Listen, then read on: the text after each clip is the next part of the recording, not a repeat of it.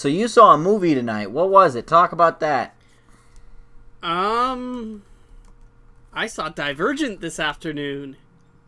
Because I have it on DV and digital HD. Why both? I'm not kidding.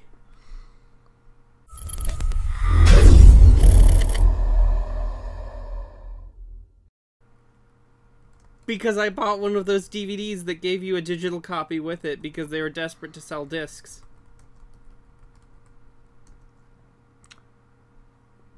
So that they could make the TV movie for the third one? That they never ended up making?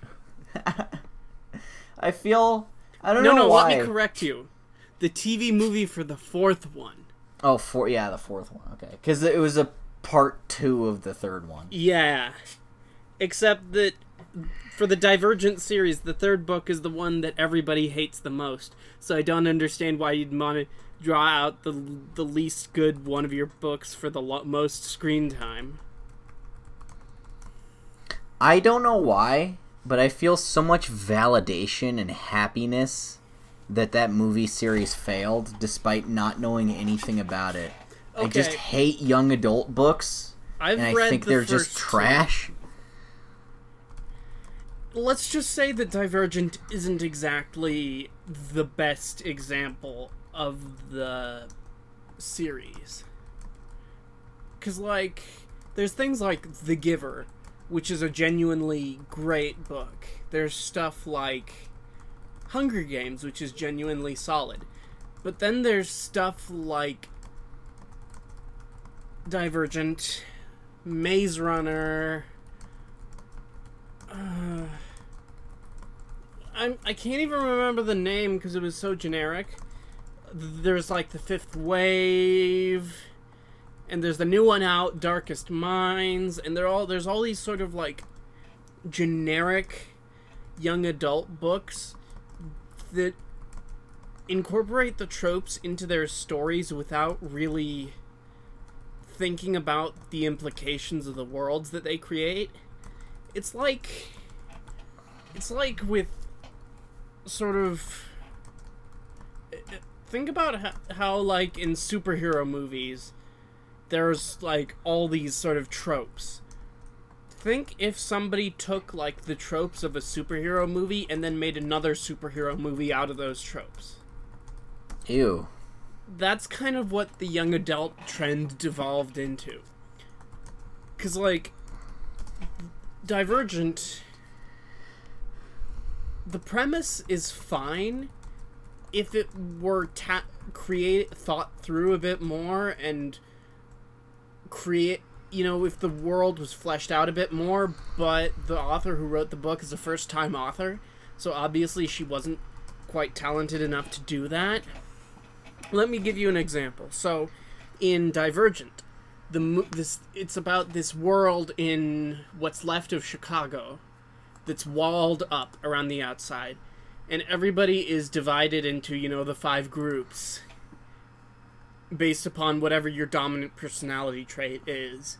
And then if you don't conform to any of those groups, then you're basically homeless, and you're a beggar and all that. So what do you do? So here's where the premise starts to fall apart, is when they introduce this idea of divergence, which is the idea that there are people who don't fit into neatly one of the categories or who exhibit traits from more than one.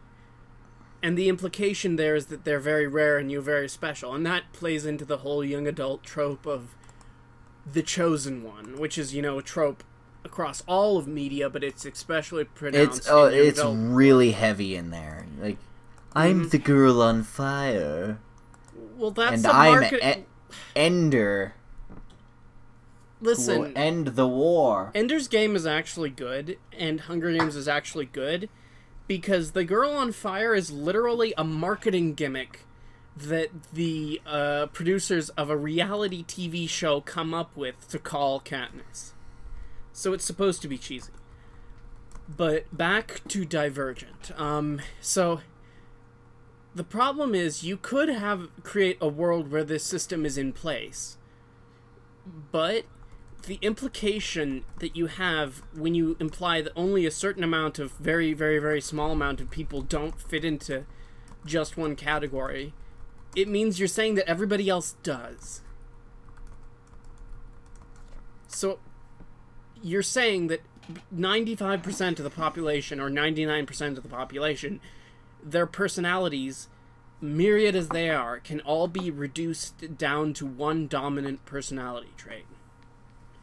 Which is ridiculous. But once again... That's not how people are. That's fine if you incorporate that into your story and have, like, a twist at, like, the end of the book, like, second book or something, where it says, like, we're all divergent. It's just that you show up on the test more obviously than everybody else does. Because you're, you know, stubborn or whatever. You're not, you won't conform. So, if you incorporate that sort of world building into your story, then it could be very effective.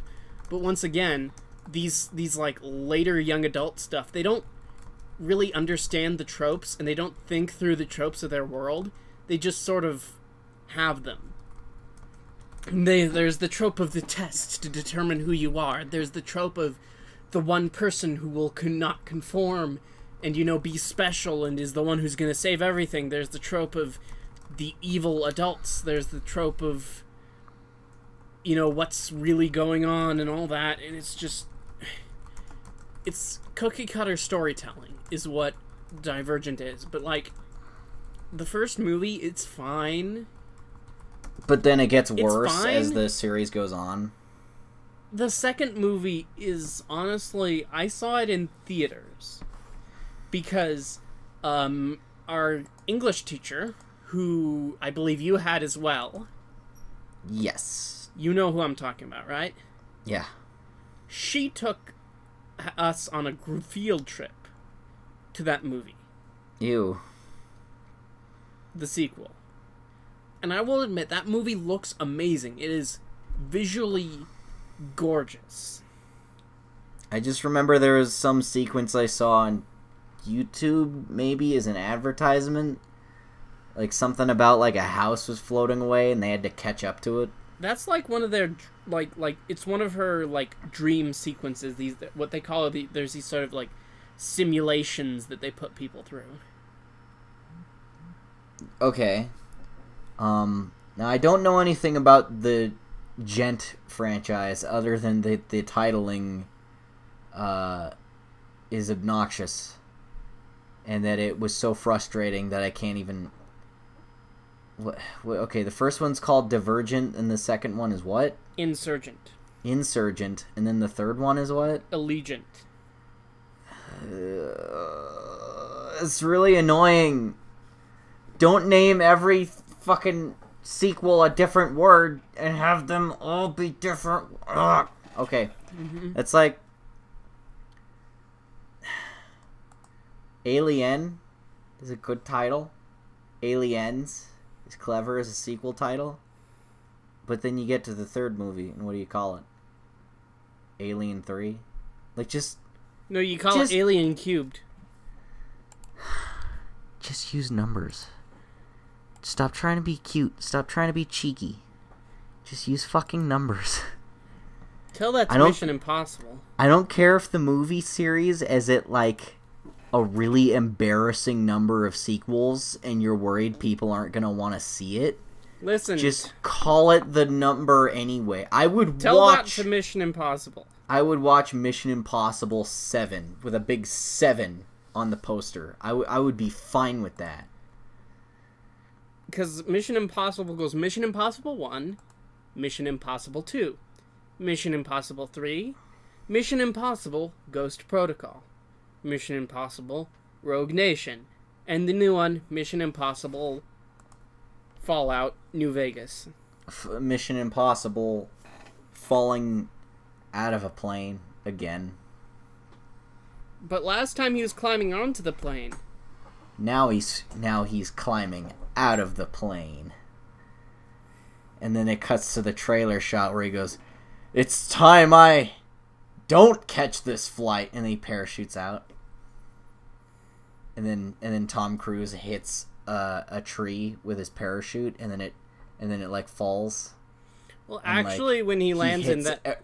every branch on the way down, and then falls, and then lands and snaps his neck on a rock, but he's still fine. Well, actually, and what they have he to delay does- the filming by like only a week. Well, actually, what happens when he lands in that scene is that his parachute gets impaled on the spire of the Grand Palais, and then he lands. And then he lands and then also gets impaled on another spire. But they only have to delay filming by 3 days because of it. He heals really fast. I respect Tom Cruise in filming Mission Impossible Fallout because they had to do the fallout, the falling out of the plane scene in Fallout was filmed in one take. Really? I didn't Yes. know that. Much like how in Rogue Nation the underwater scene. the underwater sequence where he was one actually take. held his breath the entire time. Yeah. But this time you can actually tell because there's nothing else to cut to in that scene. And it's really impressive because they had permission to film that in Abu Dhabi, so they had to CG in Paris into that. But Wow. the rest of it was, practical. And they could only do like 3-4 takes a day because they had to do it at like what they call, the golden hour. When there's that sort of like that particular time in the evening before all light disappears. You can kind of cheat a little bit and try it at like sunrise, and it's. But they didn't do that.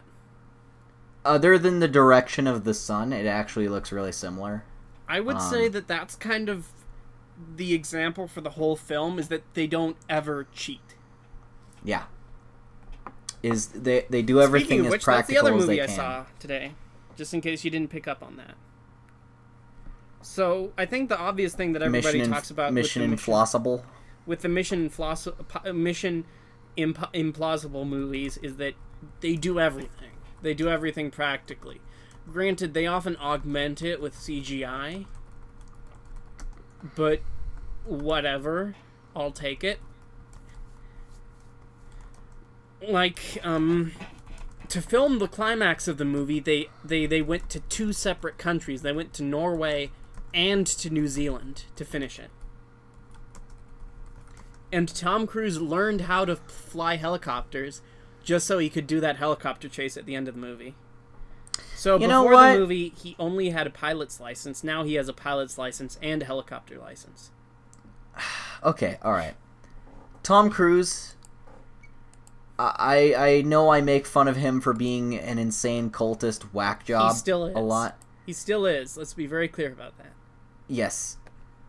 But goddamn, does that guy put a lot of attention and care and passion into his craft? Mm-hmm. I don't think I can think of any other actor who goes through that much shit for their roles, and not like method acting. I mean, just like, I'm gonna intentionally do something extremely dangerous for this movie. Like there's the bit in Ghost Protocol where he's hanging off of the Burj Khalifa in Dubai, which is the world's tallest building. He did that, and here was his reasoning for actually doing it on the Burj Khalifa in Dubai. He said, "Look, if we went somewhere else and filmed it somewhere else, and be 20 floors up, what would be the difference? I'd still die. If I'm 100 floors up or if I'm 20 floors up, I'd still die." And then it's, of course, presuming that he'd still do it on the side of a smaller building instead of, doing it in a soundstage somewhere. Because if you've watched the first Mission Impossible movie, which I think still is a solid movie, the climax of that movie is on the top of a train. And they filmed that, obviously, on sound stages, and it just doesn't look good. It looks cheap. The climax of Mission Impossible is the weakest part of that movie. But as it's gone on, they've put more and more attention to detail into the stunts. And the funny thing is, the one where Tom Cruise broke his leg was one of the easy stunts. Yeah, he just had to jump across this tiny little gap. Yeah, he just had his leg at the wrong position. Did they use the take where he bashes his leg on the wall? They did. I think you can kind of even see it in the trailer when it makes contact. You can see it, but also there's the shot after that, because for this take they had a multi-camera setup. They had one camera on top of the roof of the next building to see him as he gets up and walks away, and then there's another shot of him. There's also a wide shot of him jumping across the gap. So he kept going with that take even after he broke his leg. So until he had to limp off camera. That's rough, but also awesome. He just thought, look, if I don't finish this take now, when we resume filming in 6 weeks or whatever, I'm going to have to do it again, and I don't want to do that. So he just kept going. You know what would be horrible? is if they did, like, he didn't go through with it and keep going on the take. Mm-hmm. And then they had to wait 6 weeks for his fucking leg to heal. Even because he could probably feel it break. He probably knew, right? He knew. Like, as soon as it happened. As soon as, like, the pain hits you. Yeah.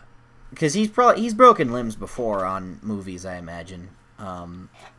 So I feel like he would have known. But I kind of like the idea of what if they tried it again in 6 weeks? And then he actually hit his leg again, and then had to wait another 6 weeks. This is why you buy insurance. They actually had insurance on the production, and the insurance paid for that risk. So that they paid for that, all the costs of delaying it and all that. And the other part of delaying the Mission Impossible movie for however long it took to resume filming is that Henry Cavill had enough time to go back and do reshoots for Justice League, which, ended up doing wonders for his career.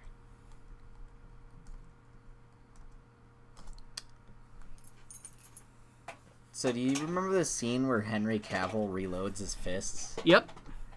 That was cool. That was a lot of people started, like, slowing down and zooming in on that.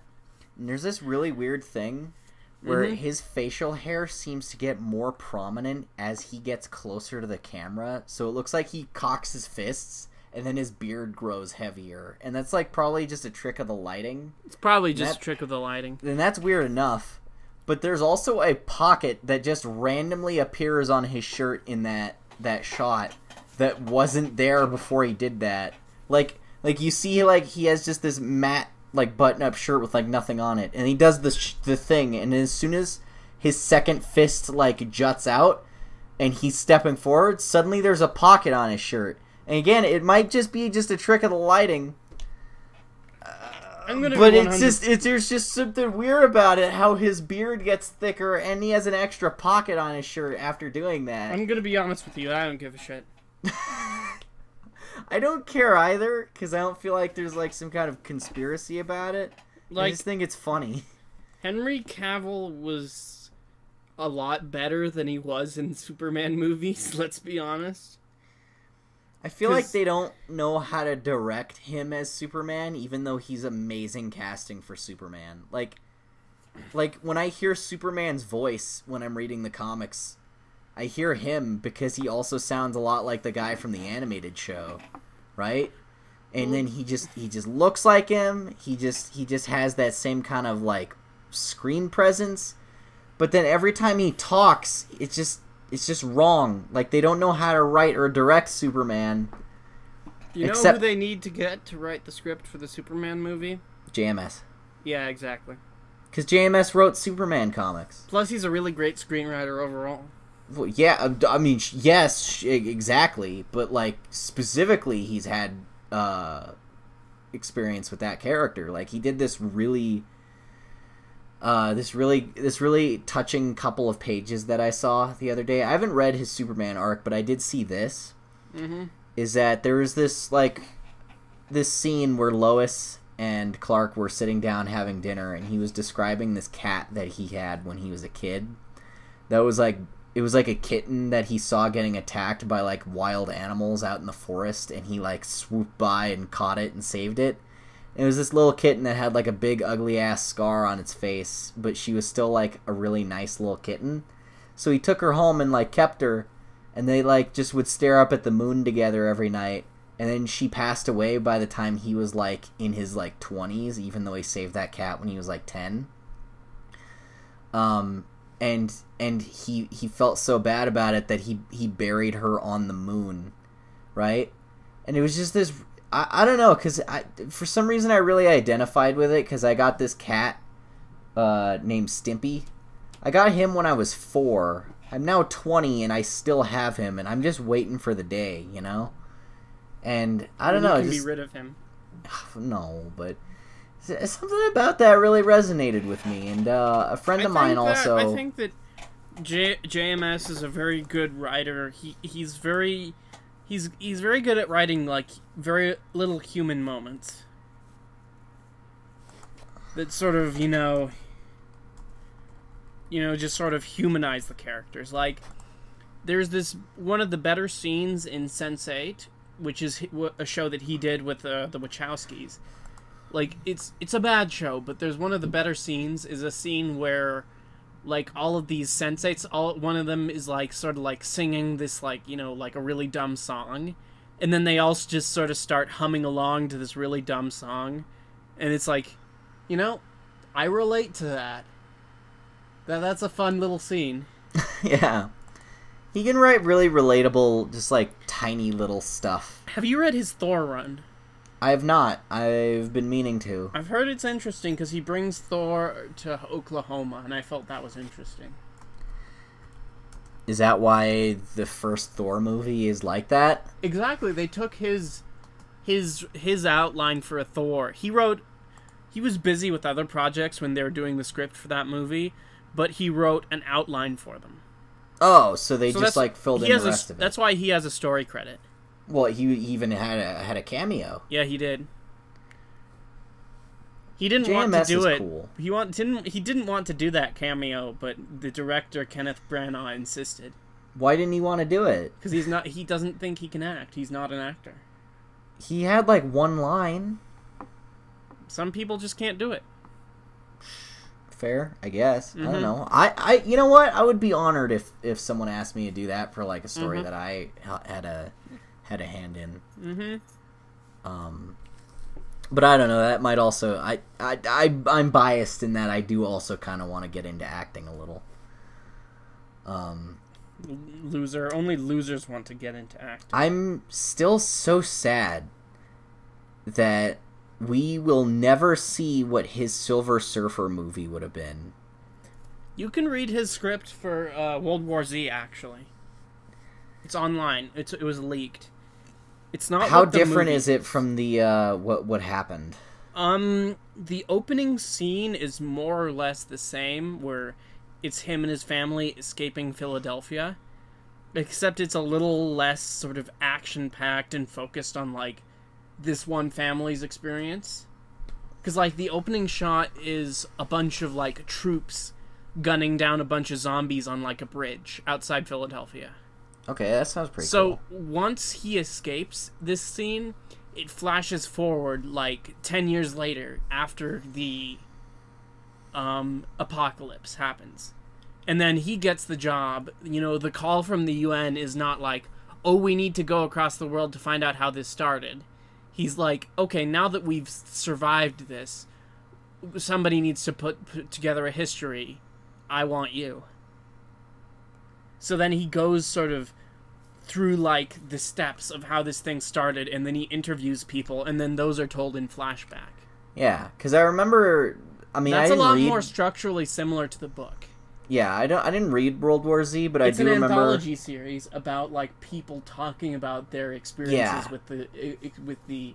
Like the idea was that every different major culture handled the zombie thing differently. Mm-hmm. So then what they did with the actual movie is that they took that sort of structure. They took that structure of let's go to different places and interview people, except they made it during the apocalypse.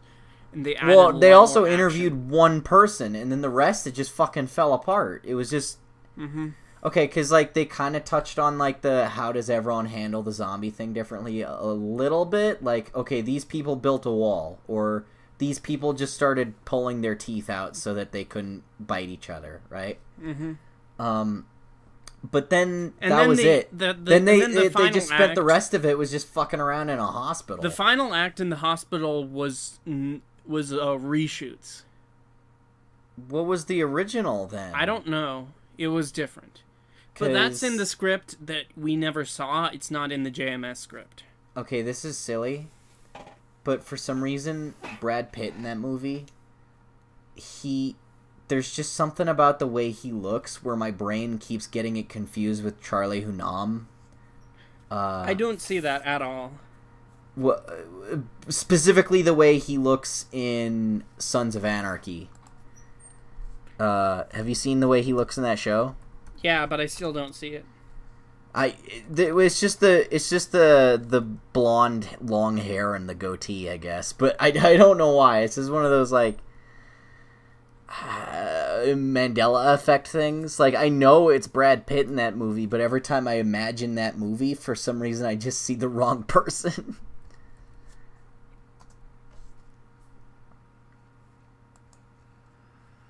I've killed the conversation by saying that. I'm sorry. You're such a weirdo. You're a weirdo.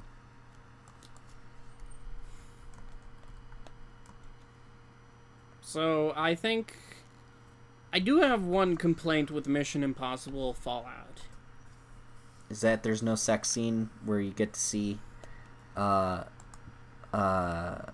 Cruise and I don't want to see Tom Cruise naked. He's a 56-year-old man. Tom Cruise gets Simon pegged. He's a 56-year-old man. I think we can skip the sex scenes on his part. Thank you very much. It was awkward enough. I was just making a joke, but you got really defensive about it. It's because the Mission Impossible movies are chock full of uncomfortable nudity on the part of Tom Cruise. Granted, he just has his shirt off, but that's more than anybody wanted to see. Does he clearly have his gross old man body that you can see in set photos, or is it like we gotta CGI gloss it? But it's not enough. It's like it's one of those effects where it's like it would have worked like 5 years ago, but now it's just like you're at the point where... Thankfully, there's no Tom Cruise nudity in this new one.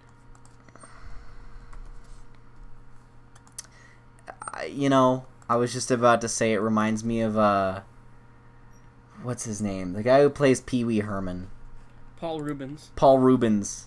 The way they have to CGI his face to look not as... Oh, I'm sure they do that in Mission Impossible, too. I'm positive they do that. Yeah. It's just... I mean, good for him working as an actor that late into his life, like he's getting up there in his years. He's almost 60, and he still looks like he's in his 30s. Like, that's impressive. I want to tell you something. But there's something that gets kind of creepy and sad about it when you're putting that much work into your appearance, like to the point that you have to have them give you CGI abs. Like, just own it. Just movie. You're an old man now, Tom. Just be cool with it. I mean, you're still like in better shape than most people like half your age, and you could probably kick a lot of their asses too, despite being like 5'3". Like, just roll with it, dude. The one part that makes me a little bit uncomfortable about Tom Cruise as an aging movie star is that the women that he's around and that are his love interests are much younger than him, and it's kind of weird. Yeah. Or there was also that goofy Michelle shit. Michelle Monaghan, his canonical wife in those movies, she is 42 and he is 56. That one's not as bad because she's in her 40s.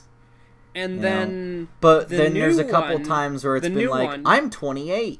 The new one is Rebecca Ferguson, and she's in the new movies, and she is 34. That's getting worse. It gets a little bit more uncomfortable. Yeah. Okay, I don't know. I don't know if I should be one to be judgy about people's age difference anymore. But with Tom Cruise, it's more pronounced because he doesn't own his age. It's not like he hides it. It's not like a Liam Neeson situation where he's clearly an older guy.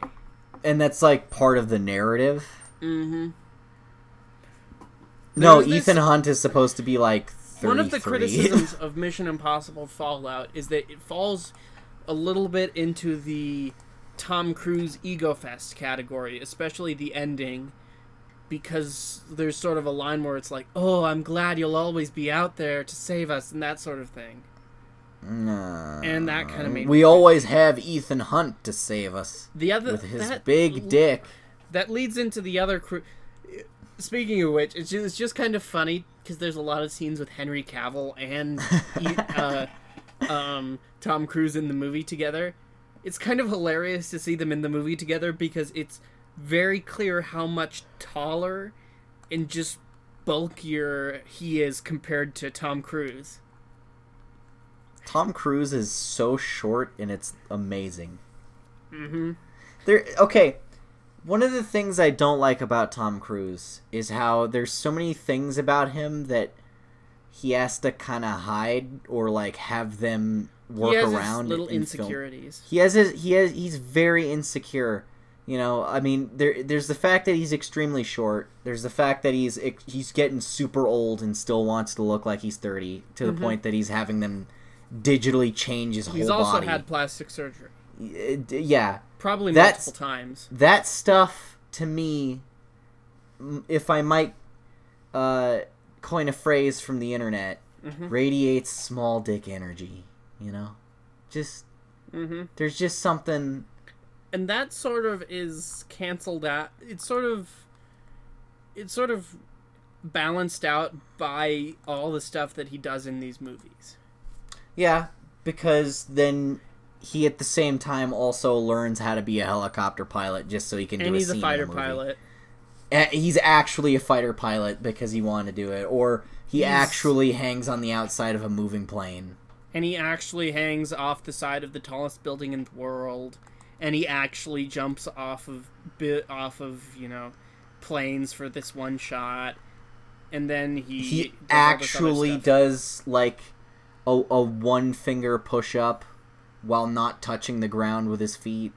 And he I remember there was this story for him filming a Rogue Nation, because there's a car chase in the 5th movie, and Simon Pegg was like, "Are you sure we have to get Tom Cruise to drive the car in this scene?" And the stunt manager said, "I don't have anybody better than him."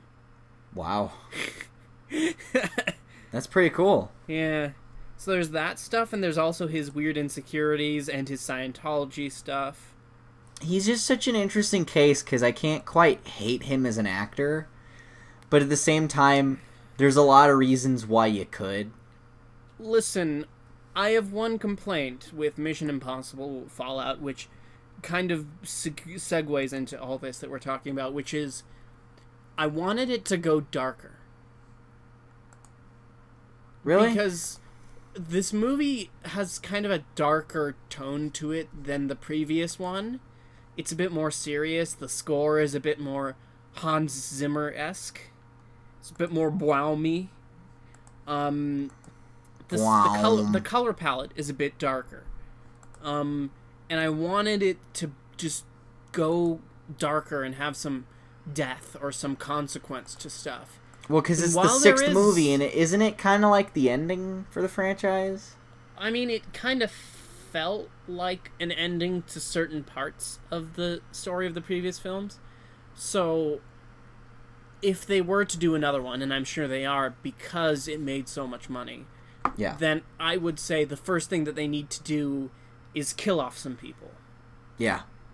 Just have this really traumatic opening scene, like where it's like the last of, like, the good happy adventures, and then one of them just violently dies. Like, you just have Simon Pegg's head explode and be like, that's the way the first movie opens. Actually, there's this scene where they're gonna, they're doing their Mission Impossible bit, and then everybody dies.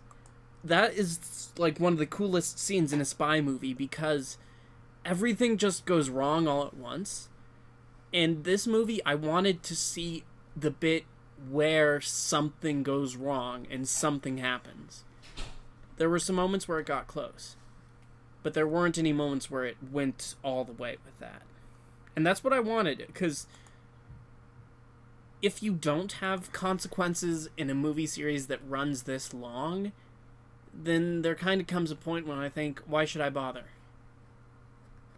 Yeah, like, okay, I'm gonna offer up an alternative. Like a comic book movie, like those comic book movies, too. I was actually gonna say Star Wars, is because Star Wars has had, we're what, at like 10, 11 movies now? Mm-hmm.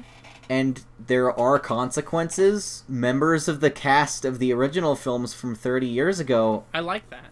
Those characters die. And we have to watch other people fill their void. But the difference there is with The Force Awakens, Harrison Ford was adamant. Oh, he didn't want to be in the movie unless he died.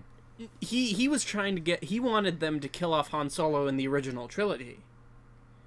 But but he was already under contract for those sequels, so he couldn't get them to do it. But when they were like talking to his agent to do the to do this new movie, he basically says, the only way that you're gonna get me for this movie is if you kill off Han Solo and you pay me a bunch of money. I remember I saw that one interview where they're like, how did it feel to put the Han Solo clothes on again after all those years? And he goes, I don't fucking care. I think he's more eager to reprise his role as Indiana Jones. I think he loves Indiana Jones because that one's more of like he's more of a complex character than Han Solo is. Han Solo is just a likable rogue. Well, I was gonna kind of also talk about it from an ego standpoint, is that Han Solo is not the main character, but Indiana Jones is the only character, you know? Like, Star Wars is, like, always an ensemble thing. Indiana Jones, no one fucking cares about any character in any of those movies except one. Mm-hmm. Right? I feel like something... I love Kate Blanchett. And... I love... I was gonna say Elijah Wood, but that's not his name. Actual cannibal Shia LaBeouf. That's the only way to remember Shia LaBeouf's name is via the song. But yes, everyone loves Shia LaBeouf's character, Mutt Williams. So I think he's gonna do a new one of those sooner or later. Eventually, because they want to do that with Disney. Isn't it getting like pushed back till like next year? It's getting pushed back. They were gonna do a start date. Well, it's because they're doing a rewrite on the script. Oh, okay. So they pushed back pre-production to push back for the rewrite. I don't doubt Harrison Ford's ability to do the movie at his age. Like Harrison Ford is another older badass. Yeah, he's gonna be doing stunts forever. Listen. He has he's another actor who has a pilot's license for planes. But do you know what else he does in his spare time? What? He has an estate in he has a ranch in Wyoming. And he, via his plane, served to rescue lost hikers in that area. Wow. So there are people who have been rescued by Harrison Ford. That's awesome. Like, he's an actual hero. Yeah. Tom Cruise doesn't do that. Do you remember when he crashed his plane and was fine? And he survived, yeah. He crashed it, and it was supposed to be a really bad plane crash too, but he was fine in a couple hours. He got a minor break on his leg or something, but that's small potatoes. I mean, it wasn't as bad as when that door dropped on him. Mm-hmm. So that's what I'll say about those Harrison Ford is an older badass. He was great in... I feel like in the last couple years he's woken up. Because there's, like, that bit in, like, the mid-2000s when he did Indy 4 and he did Ender's Game, and you just felt like he was just dead on his feet. He just seemed like he was just, like... He looked baked. He looked like an asleep grandpa. Yeah. He was like a grandpa who'd just woken up. But then around, like, The Force Awakens... Awakens, even though he had every reason not to, he still seemed like he was trying really hard. He was the most alive that he'd been in years. And then, like... I feel like it was just because he was so giddy with excitement at the thought of Han Solo dying a brutal, sad death. And then with stuff like Blade Runner 2049, he's like, look, good, Harrison Ford is back again. Yeah, like, even in, like, okay, his character in Blade Runner 2049 could have been an asleep grandpa, but he actually seemed to be trying in that one. Like, he was doing some, like, cool action scenes. He was, like, being, like, really intense and angry in some scenes.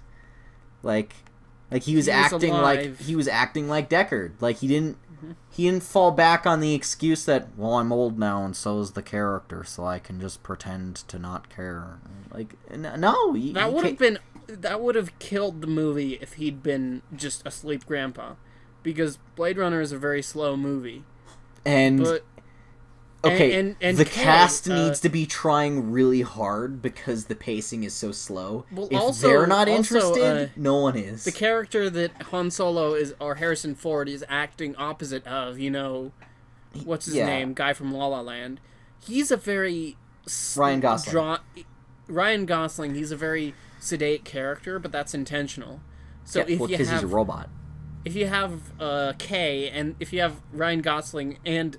acting off of Asleep Grandpa, that would have been the most boring thing ever, and that's kind of the heart of the movie. Depressive robot acting against depressive old grandpa. That would have been so... I would have fallen asleep. There are people who still fell asleep during Blade Runner 2049, even though that movie's beautiful, and it makes me sad, but, like...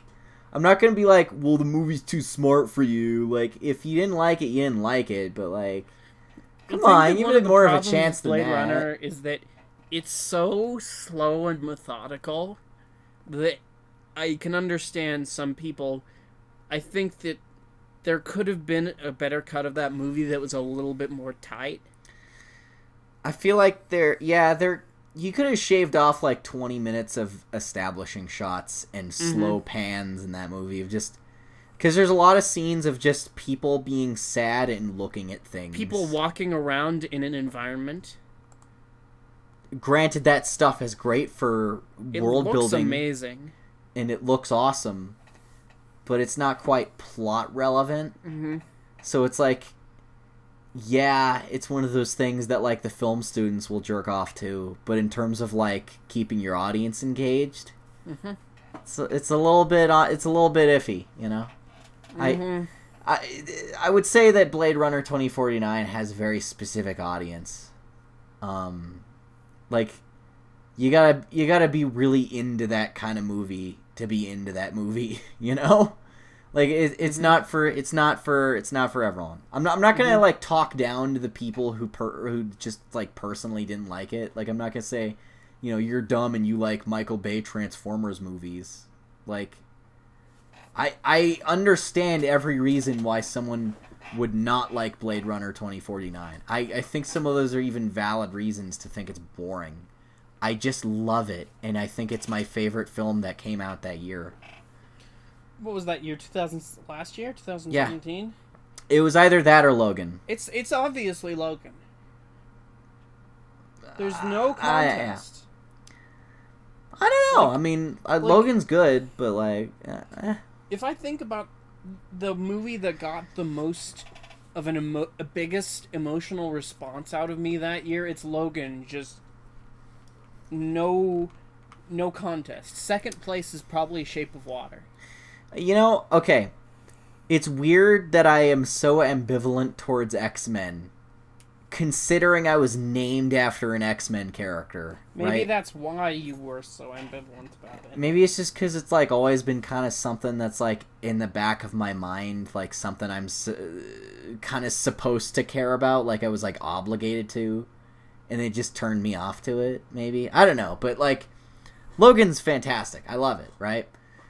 But I feel like everything that happened in it was kind of predictable, because I was just going, well, it's Hugh Jackman and Patrick Stewart's last outings for these movies. Obviously, what's going to happen is, this. And then that happened, Like, I felt like I had that whole movie kind of plotted out in my head of, like, here's what it's going to be like if it's good. And it was good. But that meant that I knew exactly what was going to happen in it, Like, it just... I'm not saying that it was boring or that, that it was predictable in like a bad way, but I guess it just elicited less of an emotional reaction from me because I just was so sure that I knew that those certain things were going to happen, and then when they did, it wasn't like, oh no, I'm so sad. It was more like, yeah, I figured, Well, when you're in the movie, you kind of get the idea that, Professor X is going to die. But you still have an emotional involvement with him because it's Patrick Stewart. Well, Patrick Stewart's the sweetest old character. man, and you just want to give him a hug. Yeah. Did you hear that he's going to be in a new Picard show? We can talk about that later. Oh. I still think...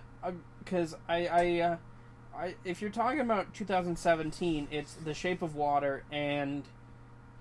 Logan. Those were the movies that stood out to me the most. I still haven't seen The Shape of Water, and I feel like it's that's so good. That's it's so such good. a dumb thing from me. Is I feel like I should have seen it by now. Everybody who I've seen it really likes it. Like people who haven't, you can tell if somebody hasn't seen Shape of Water if they make jokes about it being, a fetish movie. All that stuff. I'm so sorry for my loud squeaky chair. Yeah, it's one of those... Yeah, you have one too. David, let's have a squeaky chair off.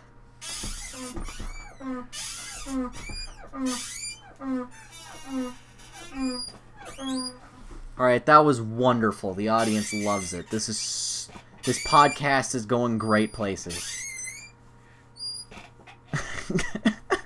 Because... people who haven't seen Shape of Water make jokes about it being a fetish, it's all being about the sex. But that's not what the movie is about. It's more of like a big metaphor for being oppressed as a gay. It's not that specific. It's about feeling isolated and alone and feeling different. That's what it's about. It's not specific to being a gay or being a insert thing here. I'm a mutant and I'm proud. Mm-hmm.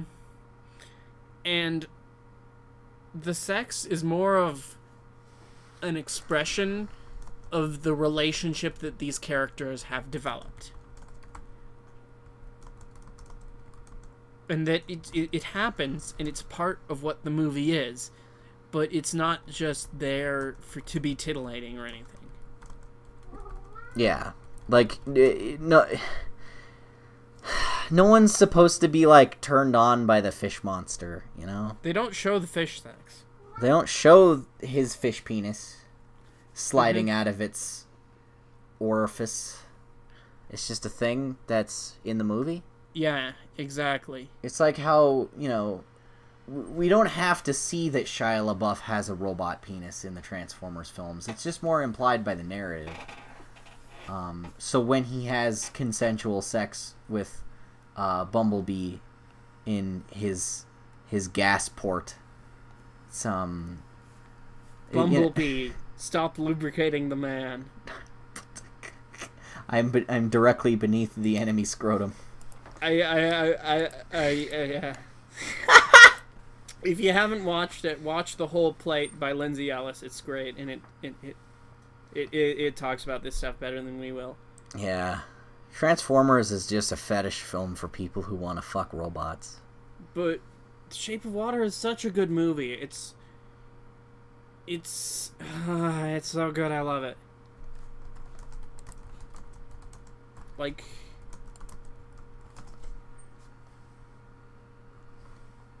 Hey, it's David. What? I have a question for you. What? Do you think 2018 is a bad year to make a Venom movie because now everyone just wants to fuck Venom rather than actually like be afraid of him? I think that's been a thing for Venom since the very beginning. I feel besides, I mean, okay, there was always people who wanted to have listen, sex with Venom's tongue. Here's the thing. If you didn't want to make a movie where people wanted to have weird sex with the main character, then you shouldn't have cast Tom Hardy. Okay, because Tom Hardy's... alright, we got a couple things going for this, alright? Tom Hardy's a very attractive man. I'll submit to you that, right? Have you seen all of the thirst for Tom Hardy after Mad Max? Yeah. It got especially bad then, alright? So you got this really handsome actor, because he took off his masks that he's worn for his entire career. Yeah, he's that stupid face mask that he wears in every movie. Except that in Mad Max, there's a point to it. Yeah, it's a not just a... What the fuck was it in the Dark Knight movie anyway? It was just... It keeps his skull held together. That's stupid. It was basically painkillers. It's dumb. It's stupid. Anyway, so you got a handsome actor man as Venom, but then Venom is also this creepy parasite that lives inside of you, that like never goes away and talks to you in your brain. I feel like there's a lot of lonely people who are really desperate for that level of companionship, and they wish they had a boyfriend or girlfriend that just lived inside them. Go on DeviantArt. Or Tumblr. Yeah. Or God just forbid Rule 34. Don't go on the internet. But that, okay. Yeah. There's also the problem of tentacles, because I know there's a very large audience for that. That has a big market, right? So there's the tentacles on top of it. That's been a thing since the comics were created, I'm pretty sure. Well, no. Yeah, Venom's always had tentacles, but like, I feel like in the last couple of years, people wanting to copulate with tentacles, the number of that has risen. The internet gave rise to more people who want Venom's tentacles in their ass, okay? Mm-hmm. Now, on top of that, you got the tongue, and it's just like... Yeah, you know what the tongue reminds me of? What? There's this really dumb movie made in the 1980s called Earth Girls Are Easy. I've heard of it. And in this movie, Jeff Goldblum, Marlon Wayans, and Jim Carrey play aliens. This who sounds are like awful. Furries. Oh, God. They're like really furry aliens. But there's one scene where they get shaved, and then they're Jeff Goldblum, Marlon Wayans, and Jim Carrey. And they go to a party. There's this one-off joke in the movie where Jim Carrey has this really long tongue, and he uses it to like pull an ice cube out of a really tall cup. And then suddenly all the girls want him. It's a really dumb Venom is like that joke. times a billion. It's like that. That's what it reminds me of, is that there's that one-off dumb joke about oral sex in Earth Girls Are Easy. There's also the fact that Venom is like a 9-foot-tall, muscular man that has sleek black skin. And white veins. People like veins. You know, he's a white guy, but he has like really dark skin, so I feel like, you know, you get kind of the best of both worlds with that, you know? Plus he since all the parts of his body can extend in directions, he can probably make it as big as you want it to be. As big or small as you want. He can make more than one. Yep. He can make like 9 if you're into that. Venom is basically just a big scary hentai monster. And really the possibilities of porn for him are infinite. And that's unfortunate, because I feel like that's going to be a really big thing going further into the movie. Is like, as we get closer to the release and the time after the release. Okay, I don't know if Venom is going to get a good enough box office to warrant a sequel. So I'm sure the reviews will be terrible. So here's a question. Is Venom going to be the Spider-Verse's Mummy with Tom Cruise? Where they want it to be like this big, crazy, like, jumping off universe beginning and then it just thing. fucks up. And then they have to cancel the Craven movie and the all the other things all Silver at once. and Black movie. Which they already kind of put on the shelf. What else do they got? I think... Wasn't there like a Mysterio movie or something? Mysterio they're not doing anymore since he's in Homecoming too. Oh, wait. Morbius. Yeah, that's what I was Jared thinking. Leto. Yeah. That's getting canceled. Can't wait for the second time that they tried to do Suicide Squad. Or not Suicide Squad, but it's their Suicide Squad, Sinister Six. It's Sinister Six again. What's time their with goal? 100% Not to less kill Drew Spider-Man. Oh, God. Sony, what the fuck are you doing? You're still trying this? Like, it was silly back in 2014. All of the dumbass movies they have to compete with Disney announced. somehow. They don't! They do. Like, You're in business with them! Do you know how much money they lost before they started this turnaround? They lost so much money.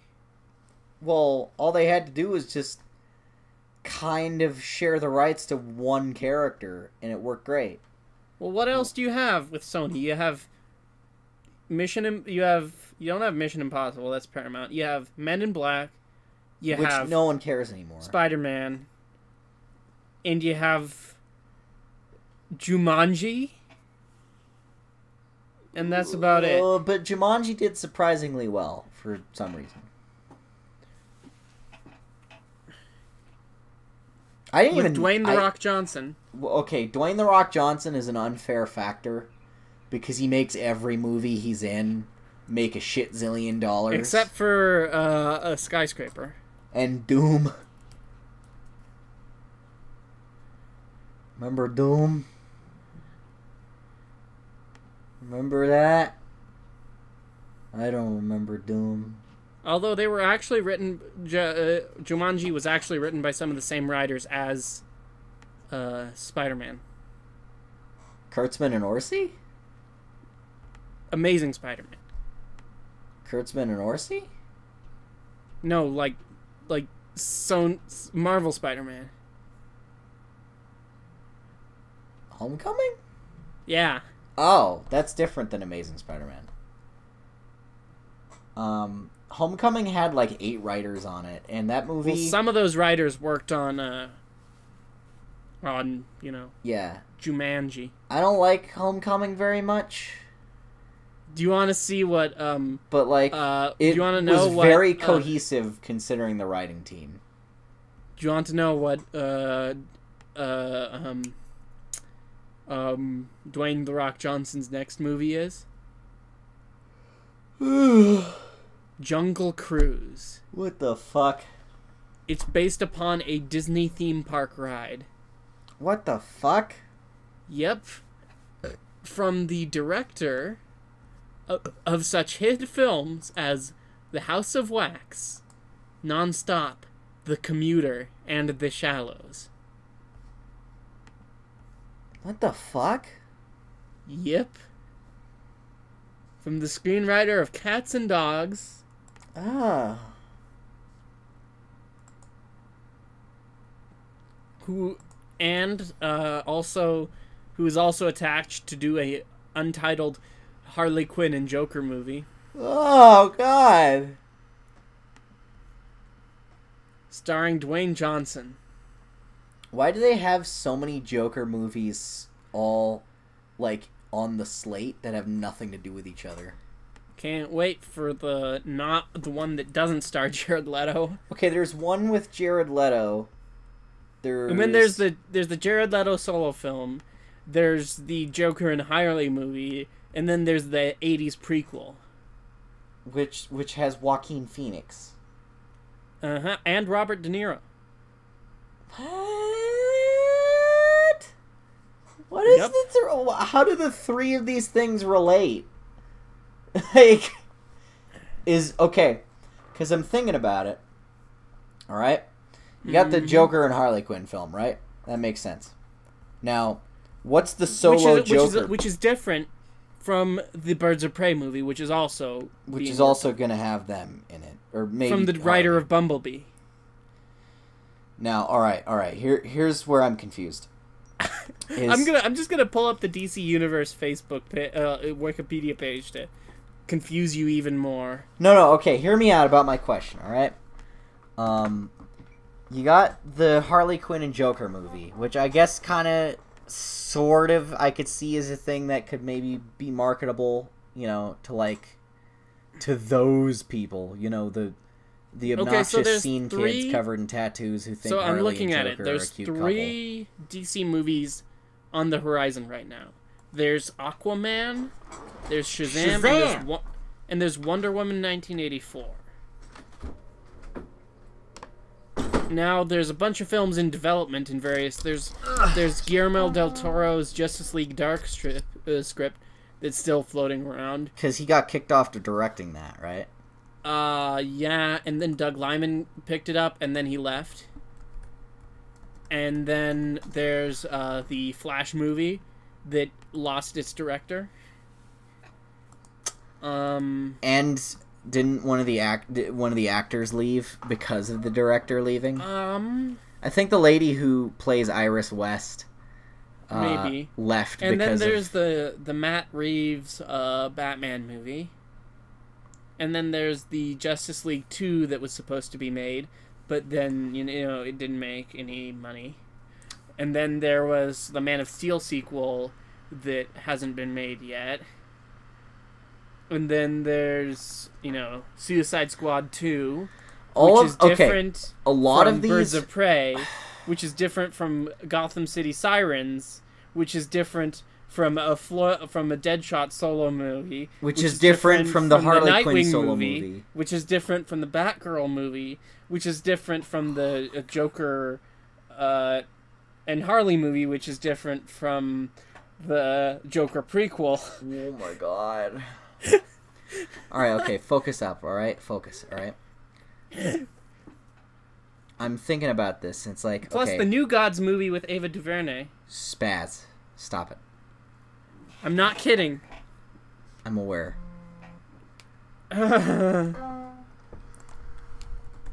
Alright, so you got the Joker and Harley Quinn movie, right? Yeah. Now, I'm thinking about Which is different from Birds of Prey. Shut up. And Gotham City Sirens. Shut up. Let me talk, okay? No.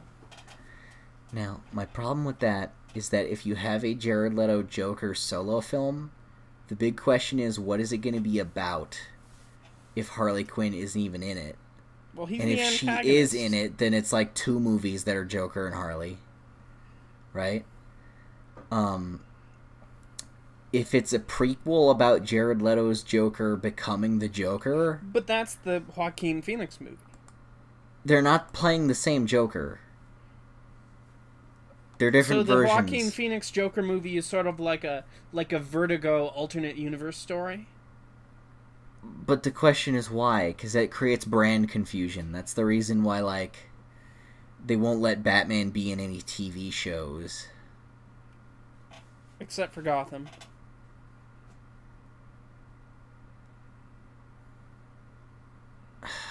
Well, okay, but Batman isn't in the show. He is, though. Well, I mean, now he is. I get, because the movie franchise is fucking tanked. But there's also the Batman movie from the guy who made, War for the Dawn of the Beginning of the Rise of the Planet of the Apes of the prequel. Yes. And I like how Ben Affleck just will not commit to saying whether or not he'll even be in that. Yeah. So it's like he's almost having fun keeping everyone guessing. So the next one that's probably going to be made is Birds of Prey, which is because it actually has a script and a director, and Margot Robbie is producing it, so I think she has an investment there too. There's the Gotham City Sirens, which David Ayer is hired to do, but I think that's kind of dead in the water because he's off making bad sequels to Bright that he's also going to write. Oh. And then the Deadshot movie is probably dead in the water because that news was 2 years ago and there's nothing happened since then. There's the Nightwing movie with the director of Batman, Lego Batman, which has a script and it has a director, so that might happen. There's the Barbara Gordon Batgirl movie, which has the same writer as Birds of Prey, so that is kind of working on too. There's so what you're saying is DC has no fucking clue what they're doing and should just quit? Because here's the thing about the DC universe, is that there's two parts of it. There's the parts of it that's actually successful and is being made right now, like Shazam and Aquaman and Wonder Woman 1984. Stuff that people care about. They're the more out there, fantastical, more upbeat Marvel-esque type movies. Yeah. But then you get stuff like Batman and Superman. There's the urban, like Batman stuff that's more gritty and down to earth. The like Suicide Squad yeah, stuff. Yeah. But there's two styles of movie in this universe, and the bad stuff that comes out of DC is when they try to bridge that gap with stuff like Batman vs. Superman and Justice League. That's like the biggest failing of Batman vs. Superman, is that it's trying to create a universe where there's gritty, dark Batman, and then there's hopeful, light, bright Superman. Which is strange because they intermingle so well in the comics, like it's like that back and forth between the ideologies is what's the most interesting thing about those two characters hanging out. But then when you put them together in a movie, it's like, for some reason there's this weird whiplash where it's like they both have to be acting the same way, or both... Like, in Batman vs. Superman, they're both gritty, depressed assholes who don't act like themselves. And then in Justice League, both of them are acting kind of like Superman. Well, that's because one of those movies was a Zack Snyder movie, and the other was a Joss Whedon movie with Zack Snyder action scenes. So, I feel like you can have Batman and Superman interacting and have it work. I feel like for some reason they don't know how to do that. They don't know how to do that, and that's what's like the worst thing about the previous movies. Except for, Suicide Squad was just a genuinely bad movie. Yeah. And then it's like, so here's the question for DC. Like, they're currently focusing on the Aquamans and the Shazams and the Wonder Womans. They might do like a Cyborg or a Green Lantern, but they're also developing all of the Suicide Squad style spin-offs, and the question is, are people going to really want those? Even if they don't have Zack Snyder working on them, or David Ayer working on them, even if they have talented writers and directors working on them. Is that what people want in superhero movies anymore? No. They want Ant-Man, where he brags to Lawrence Fishburne about how big he is. Lawrence Fishburne has been in 3 different superhero cinematic universes. He was Perry White in the DC universe. He was Goliath, whatever that guy's name was, in Ant-Man in the MCU. And he was also, I could be wrong, I'm like 90% sure he was the voice of Silver Surfer in those Fantastic Four movies. I could see that. I think he was. Let me look it up. Fantastic Four, Rise of the Cobra Surfer. Mm-hmm. I almost typed in Rise of the Cobra Surfer. I'm so fucking stupid. Yeah, Lawrence Fishburne. He was the voice of the Silver Surfman. Yeah. He did a good job, too. Like, that voice sounded perfect for that. Mm-hmm. Doug Jones did the actual motion capture. No, they should have just painted him actually silver and had him just stand around naked on set all day. He would have been down for that. Yeah. So, speaking of all those Twitter thirsty stands, can't wait until they get a hold of Chaos Walking, the new movie. They already have, because Tom Holland is in it. And Daisy Ridley.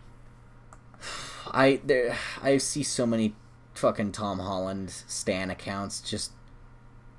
But here, listen, who else is in it? Mads Mikkelsen. You see, I love this cast. And David Oyelowo and a bunch of other awesome people. He's such a, like... Here's the thing, though. I'm glad with the thirst accounts being on board with this movie. Because chances are... Because you finally feel some level of validation for liking stupid YA movies? No, like, chances are it's going to be a good movie because it's from Doug Liman, who made, Edge of Tomorrow, one of the best Tom Cruise movies ever made. And it's based upon a book that, newsflash, is actually good! I'm thinking about it. And this is a strange thought. I don't mean to sidetrack. What? But of all of the creepy stan accounts, which are obviously just like depressed, lonely, 20-something-year-old women. And men. Sometimes men. Who are weird and not really comic fans, but, like, not really, like, not comic fans. Like, they like it well enough that they want to try to identify under it, but not enough to actually, like, really give a shit about it in, like, a way that matters. So they just kind of latch onto the celebrities in it. There's something about that group that I find creepy with the way they lust after Tom Holland. And I know he's an adult. He's older than I am. But there's just something so weird about the way they obsess and fetishize him. It's because they obsess and fetishize how young he is. Yeah, and I feel like part of that spills over onto the character he's playing, and I don't like the idea of people wanting to fuck 15-year-old Spider-Man. He's like, 22 right now. Well, I mean, but the character isn't. Mm-hmm. But, and then, of course, they also bring a lot of that into the weird shipping stuff with him and Iron Man. Or, like I could see the people forcing that annoying father-son relationship. Like, that's one thing, but wanting them to actually have sex with Iron Man. Tom Holland movie I think that nobody would actually care about watching would be? What? It's The Impossible, which is a movie that stars Tom Holland as Ewan McGregor's kid, and that's because it came out in 2012, so he's too young to fetishize, even for them. He's too young to schlick. He was like 14 when he made that movie. Now, with all that being said, for some reason, the idea popped in my head of what if they did that same kind of stuff with Mads Mikkelsen, and then I thought, that's fine. Listen, you know who the only people I've noticed who fetishize Mads Mikkelsen is? Who? Straight guys. Yeah. Yeah. Because, like, straight guys will talk about how they're like, oh, like, Mads Mikkelsen. I'd be like, not gay, but Mads Mikkelsen. Yeah, and you know what? I'm thinking about it, and like there's a lot of annoying gay ships that are just awkwardly shoved into stuff. Like Spidey Pool is a great example because it makes no sense at all. I feel or attacked. Like Steve and Cap in the MCU. Like fuck you, but. I feel like if people were shipping Hannibal and Will Graham... They do that. That's fine, because I feel like... They do that. I feel like the show even kind of does. The fun fact here. The creator of Hannibal, the TV show, who also worked on the Star Trek Discovery, yes, is, in fact, a gay man. Yes, Brian Fuller. He has been very supportive of the Hannibal shippers. He retweets fan art from them on Twitter all the time. He is very supportive of that. I feel like that does not hurt the show at all, and I feel like even in the show it's kind of a thing. Like it's about their relationship, which is very, very toxic, but there's also that element to it that you can see. Yes, it's an element that is kind of touched upon, and I feel like handled in a classy way. It doesn't feel forced to have them kind of have like sexual tension. Like it's done in such a thoughtful and like respectful way that I could totally be fine if those two characters by the end of season 3 just started making out. It was developed in such a way that I'm like, all right. Granted, Will Graham has like a wife and kid, but even then, I still feel like they're like I wouldn't have been opposed. I feel like they just kind of, the way they set that up, sure. That's the only gay ship I can think of where I'm like, yeah, alright. But then I think about any other one, and I'm like, that sounds so forced and stupid and contrived, and it's obviously just you want to masturbate to that because you think the two actors are attractive. So now you're constantly trying to push that the characters they're playing are a thing, so that there's some vague, stupid hope that the two attractive actor-mans will kiss or something. I want Steve and Bucky to be a couple. Like no, shut up. There's an interesting perspective on that. There's somebody I know who fits into the Stan stereotype. Ew. Because it's like, it's a girl who doesn't know anything about the movies and thinks that the actors are attractive. And just wants to see them bang. But she doesn't think they should bang. She doesn't? Okay. She doesn't. She has her headcanons that both of them are bisexual, or at least not fully straight, but she doesn't think that they should be together. Huh. Like with the Steve Rogers Bucky Barnes ship, I agree that they shouldn't be together. And here's why. Steve Rogers, Bucky Barnes means something very specific. It is his last link to his past life, to his childhood, to the life that he used to live. You don't want to fuck the guy that you knew when you were 13. Yeah, no. And he was 13 too. Like, there's just some, like, it's his childhood. It's his more past. like a brotherly love. Exactly. And not like supernatural brotherly love. Oh god. Yeah, that's one of those ones too. Fuck that. Like, I don't even like that show, and I think that ship is obnoxious. If you're one of those people, shut up. So, there's one last thing. I know they're brothers, but they're still in love. Like, shut up. Just shut up. You know what gets really creepy, though?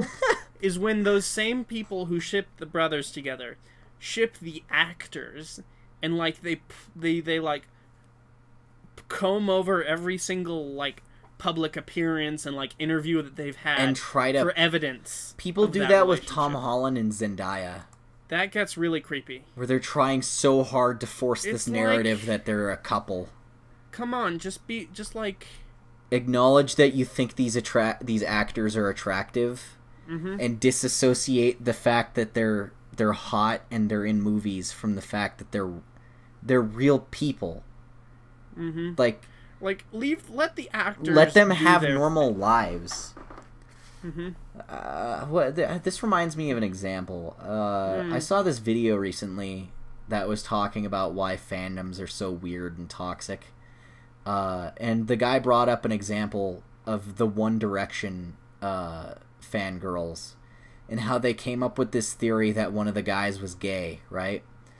And then he starts posting like pictures online of him and his girlfriend, and they started like trying to like say that it was fake and that it was like a publicity thing because the producers didn't want people to know that he was gay, right?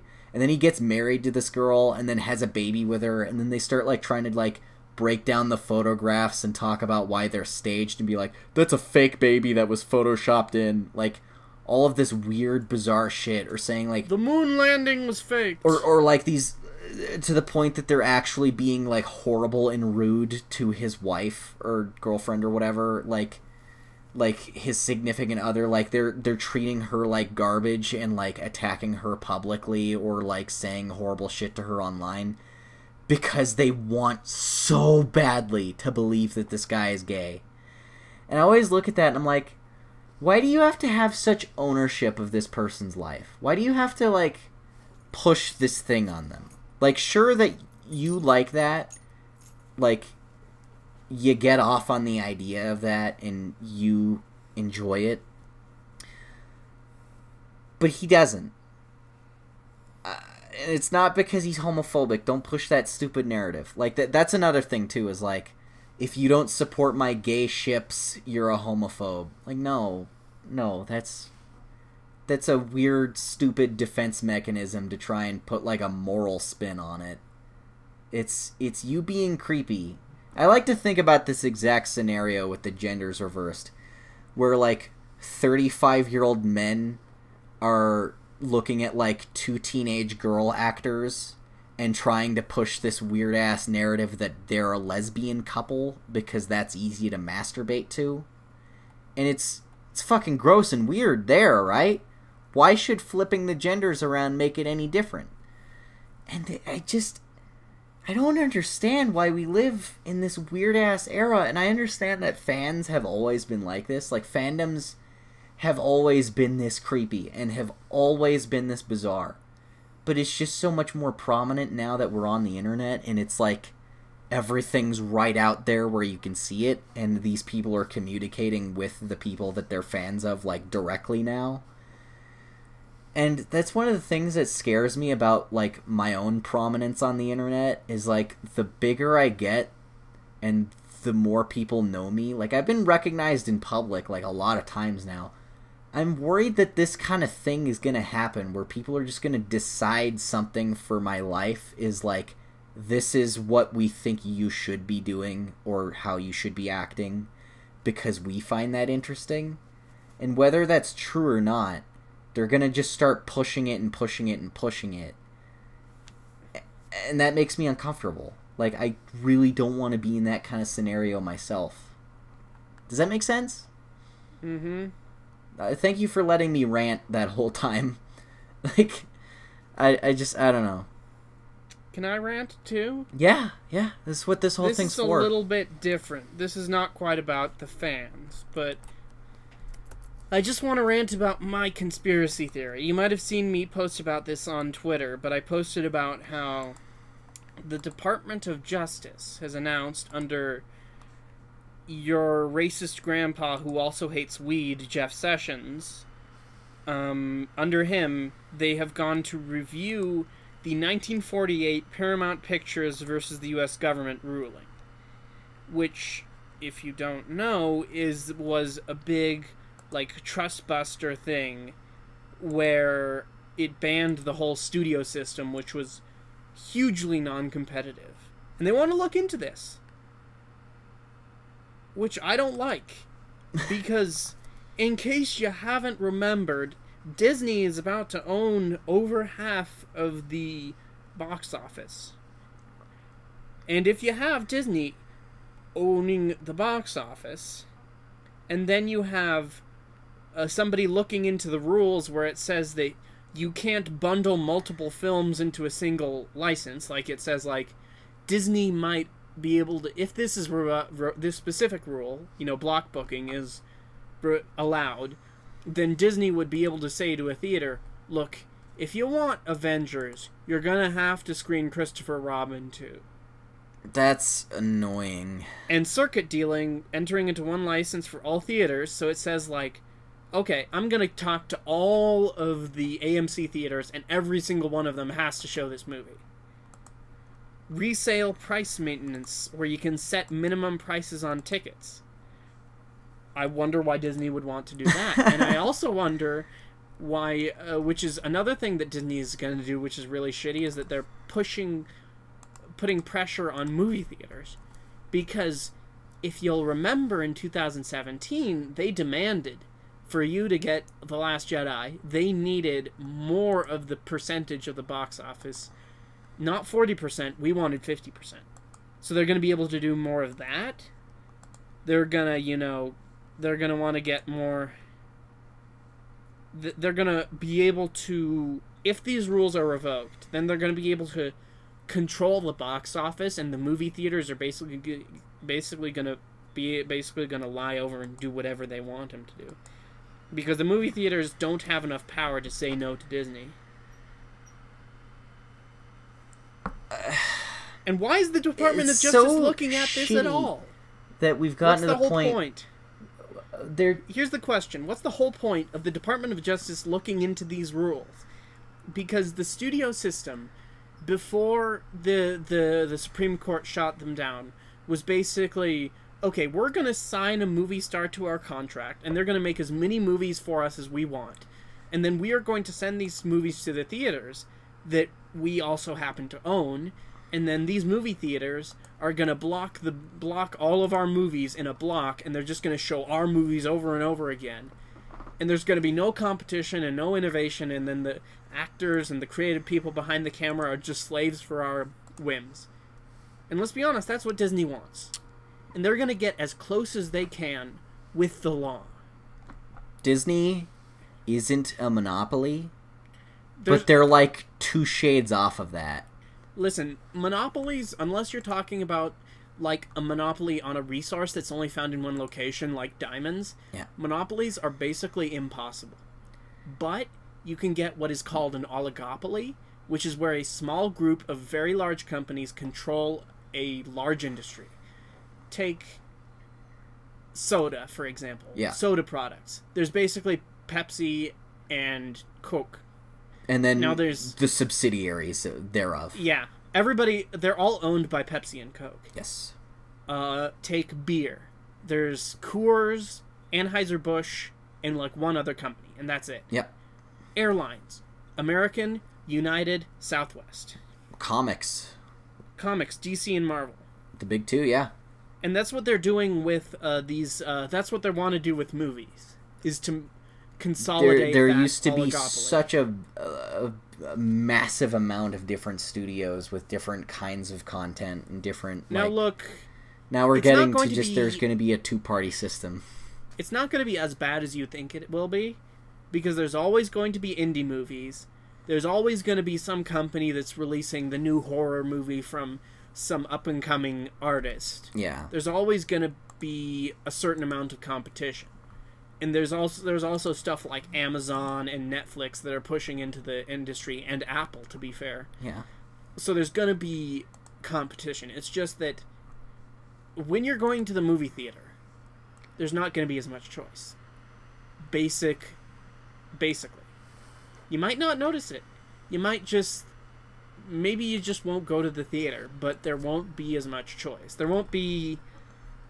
like the Matrixes of the world or stuff like that where some movie studio takes a risk. There's not going to be as many risky movies, especially big budget movies. You know, I was watching a strange little film the other day, and it put a lot of weird stuff into perspective for me about the way the cinema landscape has changed. Mm-hmm. Okay, it was 2 movies from about the same time. Okay. Was Hollow Man and Evolution. Both Hollow of those Man, movies... when did Evolution come out? Evolution with David Duchovny? Yeah. I believe it was the early 2000s. Yeah, that's very interesting, because the early 2000s was the... Yeah, it was 2001. The early 2000s was the last big consolidation push. Yeah. Because that was when Time Warner bought Turner Broadcasting and Warner Brothers, and that was when Disney bought ABC. It was the last big consolidation boom. So I was watching both of those movies just because I was just kind of on this kick of just watching random stuff, right, with my girlfriend. And, you know, with both of those, I kept thinking about how these are, like, several different genres at the same time. And I feel like trying to market this movie today would be way harder, to the point that, like, no one would want to even try and this movie wouldn't get greenlit. Because, like, Evolution is a comedy and, like, kind of a really like sci-fi movie. Like not even like it uses sci-fi as like a basis for comedy. Like it actually has genuine sci-fi concepts in it, and even some like genuine science. But it also has like really goofy comedy scenes that are like genuinely pretty funny. But it also has like scenes that seem like right out of a horror movie that are kind of gruesome and dark. And it doesn't feel like all of these clash. Like it feels like a movie that actually balances all of these tones really well. And I kept thinking, what way would you edit a trailer for this? Would you put it just on the comedy, or would you put it just on the sci-fi, or just on the horror stuff? I suppose it depends on what you think would sell better. And I'm thinking, like, this is something you cannot sell today. And that's weird, because this seems like such a, just like, a common kind of movie around that era. It's a whole bunch of different genres mashed together to make something that feels really unique. And I really don't think there's any way that this kind of movie would happen today. It's just like, it's gotta be a comedy. It's gotta be a horror movie.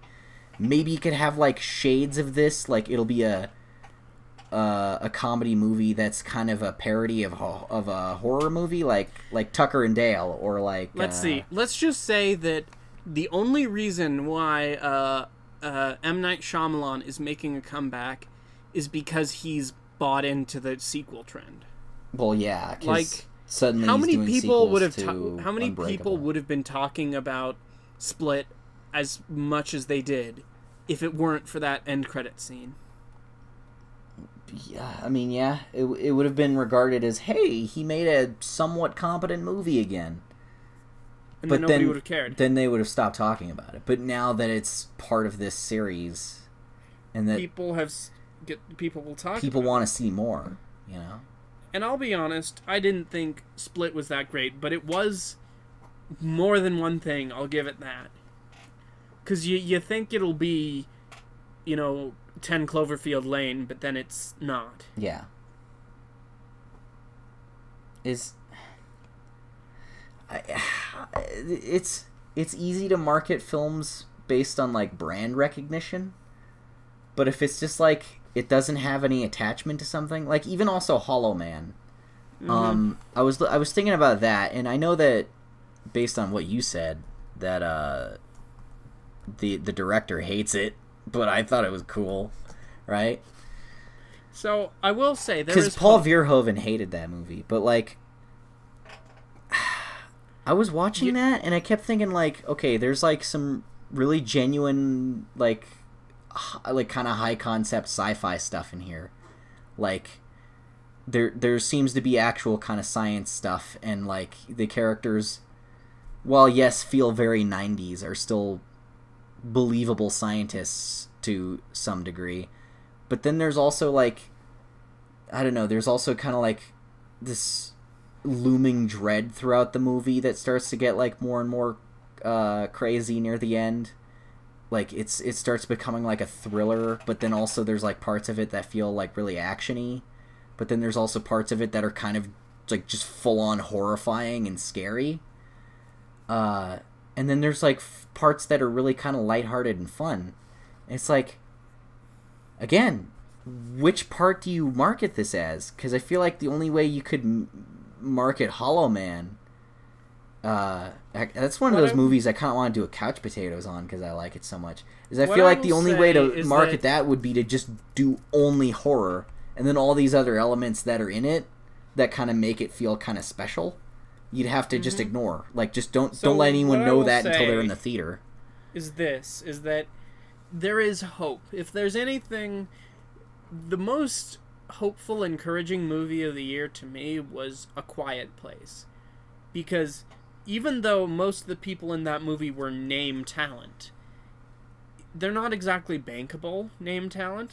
So it was encouraging to me that a weird movie that somebody makes as a passion project because they just had kids and they have anxieties about it can work as well and make as much money as it did. I recently read an article that says that the estimates are that A Quiet Place will turn more of a profit for Paramount than Mission Impossible will. Yeah. I think it's very encouraging that a movie like that can make as much money as it does. And there are those sort of weird movies, like Get Out, for example. Oh, yeah, Get Out was great. Yeah, that was great. It's a horror movie, but it's also funny. Yeah. That happened. That was good. The marketing did not let you know that it was funny. The marketing for that movie was bad. It was more of a straightforward horror movie. But then you get to the actual release of it, and there's a lot of stuff going on. Here's the thing. The trailer of Get Out is really bad because it makes it look like an unintentionally funny horror movie. But then it's an actually intentionally Instead of being an intentionally funny it's horror movie. So weird, because I finally saw that, by the way, a couple weeks ago. I saw that before you did then. Yeah. It's so weird how the trailer makes it look like a much worse movie. Yes. And, it creates that tonal dissonance where it's like, this is a horror movie, but it also has jokes. What the fuck? But then you actually watch it, and it's like, oh, no, that's on purpose, and it makes sense in the story that they're telling. I feel like it's, I don't know. I'm looking at things lately, and I feel like the elevator pitches for a lot of these movies have to probably rely really heavily on one or two elements. But a really even, memorable, strong film, to me, has a lot of different things in it. It's not just, here's a generic, normal horror movie. You've seen a billion of them. Now, here's a horror movie that has something else kind of interesting thrown in there that you think wouldn't work, but does. Or, here's a comedy movie that has... Nobody would have seen Get Out as good as much as they would have if they didn't see how woke it was. Well, yeah, there was also that wasn't a fair example because it had the social commentary element, and the woke people of the world seized on it and then gave it the buzz it needed. I like how there's a character in that movie that reminds me of those people. It's to get its well-deserved creepy smile. I voted for Obama twice. I saw Get Out twice its opening weekend. Like that movie has those people in it. And they're the bad guy. It's wonderful. But anyway, I think that so my point with Get Out and A Quiet Place is those movies exist and they will come about. It's just that the studio environment is becoming less friendly for those. Yeah.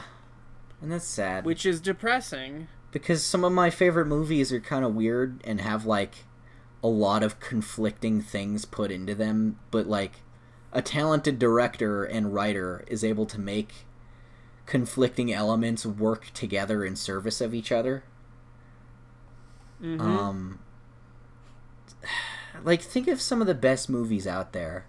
They're not just one thing the whole way through. Like Jurassic Park. High concept sci-fi. Also a horror movie. Also sometimes has some funny scenes. Also sometimes feels like a family movie. Honestly, I thought about it, and that's one of my complaints with 10 Cloverfield Lane, is that it's so well executed and does what it does really, really, really well. But once you've discovered the ending, then it's just sort of not as fun anymore. Yeah, because once you rewatch it, it's it's just this type of movie with this in it. And there's not other stuff in there that's compelling on our second watch. Which is unfortunate because it's an amazing film on your first watch, but there's just stuff that doesn't quite hold up. I think that's something that helps a movie really stand the test of time, is having different elements and different genres kind of spliced in. Hear me out. In a sense that there's something to appreciate and enjoy on every watch of it, but when it's just one singular thing the whole way through, you don't need to watch it multiple times.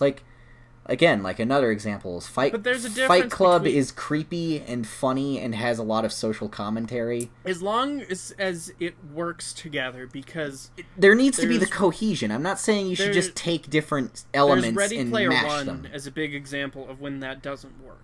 Because, Ready Player One, the movie... is a perfect example of that. Ready Player One, the movie, is kind of... I'm thinking about making a video about this. But it's at war with itself. Because its a storyline is about, a dweeby nerd finding his online internet girlfriend and learning to, becoming... What is it, becoming a trillionaire because he knows all the references from Star Wars. And then its B storyline is about a old man who is trying to find a successor, and this is like the whole main quest is drastically changed from the book. It's about him using these challenges like Willy Wonka to find a successor with the qualities that he wants, and sort of him reflecting on his life and his work and trying to find somebody who will learn from his mistakes. And those two things don't really coexist. Like, the book is so much more inane and bad this way, because the book, these are literal challenges to win the prize. Is that they have to win video games and recite the dialogue verbatim to 2 separate 80s movies. Literally, that is a challenge. They have to reenact the dialogue of a movie verbatim. And then at the end, it's like, oh, and by the way, you should live in the real world. In a one-paragraph a monologue from the character. It's like...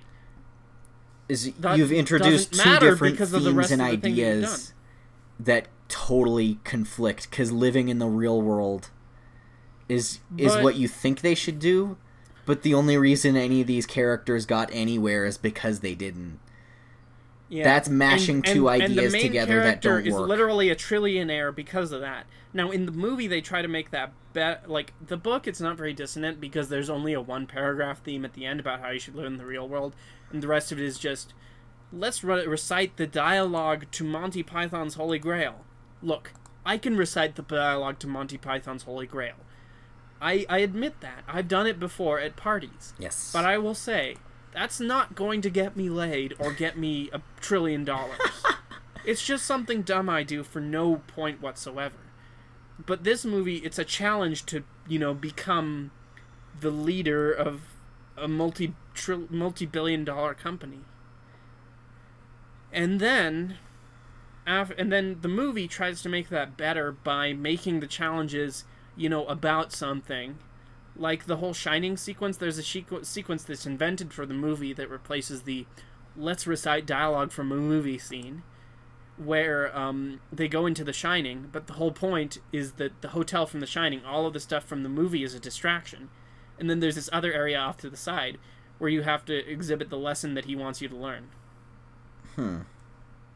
So it tries to make it better, but it doesn't go far enough, because still the final challenge is about finding the Easter egg in a video game. So we have... And then there's the whole, big battle scene at the end where a Gundam fights Mecha Godzilla, and you just think... I don't care. I don't give a shit. It's just things I recognize. Is that there's... It's the cinematic equivalent of mashing a toy box of conflicting action figure franchises together. I got a Godzilla action figure, but I got this Spider-Man action figure, and then you start smashing them. I got it.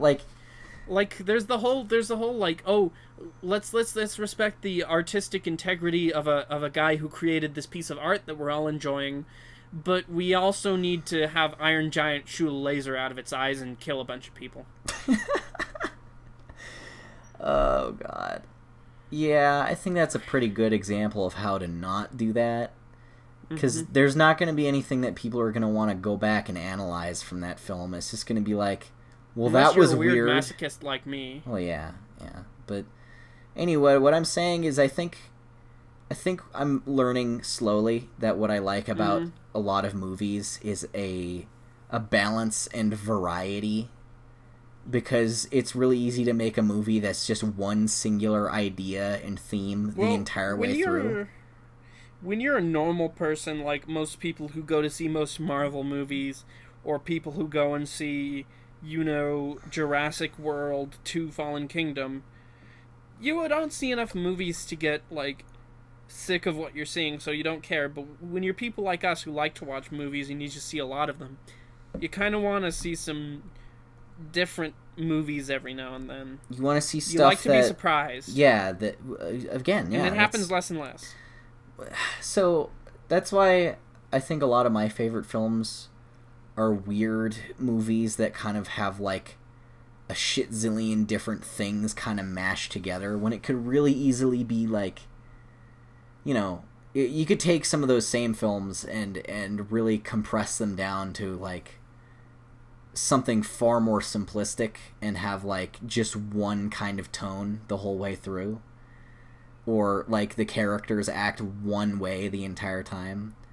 But to have that sort of variety to me feels almost more realistic, because the world is not just one way all the time. Your life can go through a lot of different tones in a day. You can have a really funny moment 10 minutes before a really tragic moment, an hour before a really happy moment. Like, you can be thinking about different things throughout your day. You can be thinking about high concept sci-fi things, or you can just be having a goofy conversation with your friend about dicks.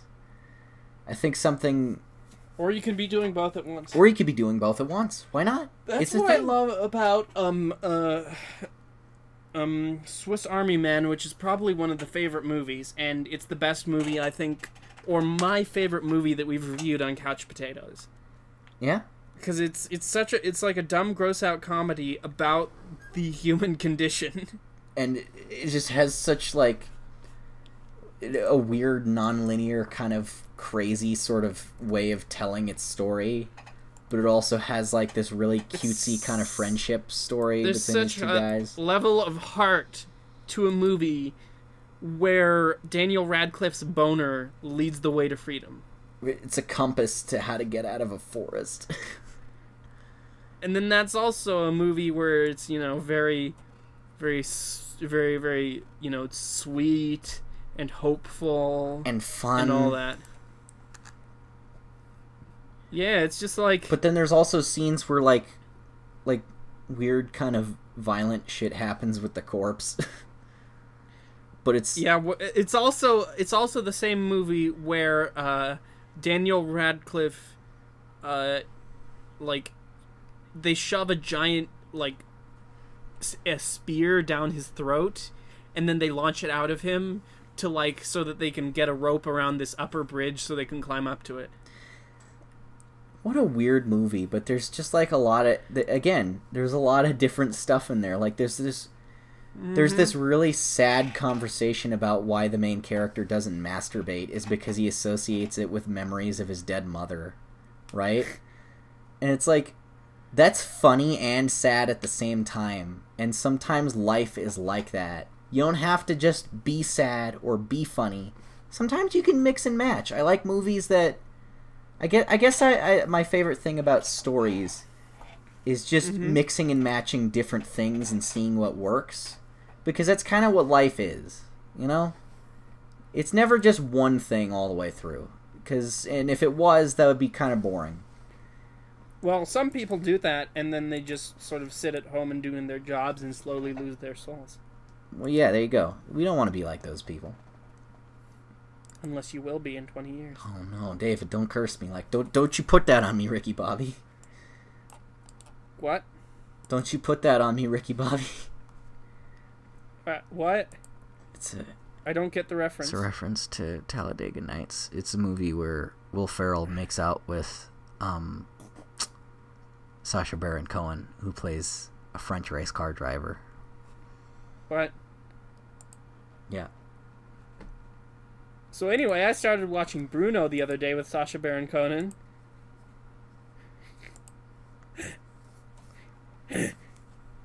How'd that go? The scene from the trailer where he says, "You might not have guessed this, but I'm gay," that's cut from the movie. That was one of my favorite lines from the trailer. It's been cut. Oh, because you might not have guessed this, but I'm actually gay. And he's just like in the most flamboyant outfit and accent and haircut ever.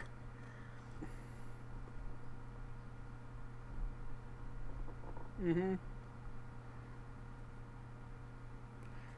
It's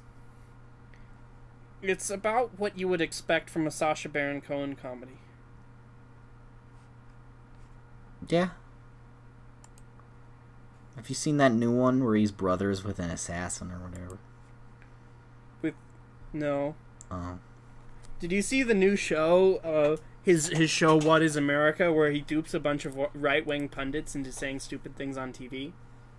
Like, he faked being an Israeli general, and then he met with this NRA guy, and he got him to agree that the thing we need to do to reduce school shootings is arm toddlers. Oh, I just looked up the critical response to Hollow Man, and I guess everyone hated it. Well, everybody hates a lot of good movies when they first come out. I don't think it's gotten a cult status in the time since, though. You know what? I'm starting that. Everyone go watch the movie Hollow Man. It's actually pretty cool. There's some really... The cult movie that I wish would be a cult movie is Valerian. Because if people can have a cult around Jupiter Ascending, we need to have a cult for Valerian. Okay, alright. Give it 10 years, okay? Give it time, alright? Alright. You know what's another great example of a movie that came out with really bad critical reception, but over time people started appreciating a lot more? It's a little film called Blade Runner. It's kind of regarded as one of the greatest films of all time. Listen, Blade Runner is different, because Blade Runner is a movie that people say is good, or at least they say they imagine it's good because they've never seen it, but they've heard that it's good. I'm not really all that surprised that nobody watched Blade Runner 2049, because there's a lot of fake movie fans. Blade Runner isn't a movie that people watch. It's a movie where they talk about how they should watch it. Oh man, have you seen Blade Runner? No, you should watch it. It's really good. I should. I've heard it's good. And then they don't. Oh, that's sad. I don't want that to be. I don't want that to happen to Hollow Man. It already has. No, because who have you heard anyone other than me talk about this movie in 10 years?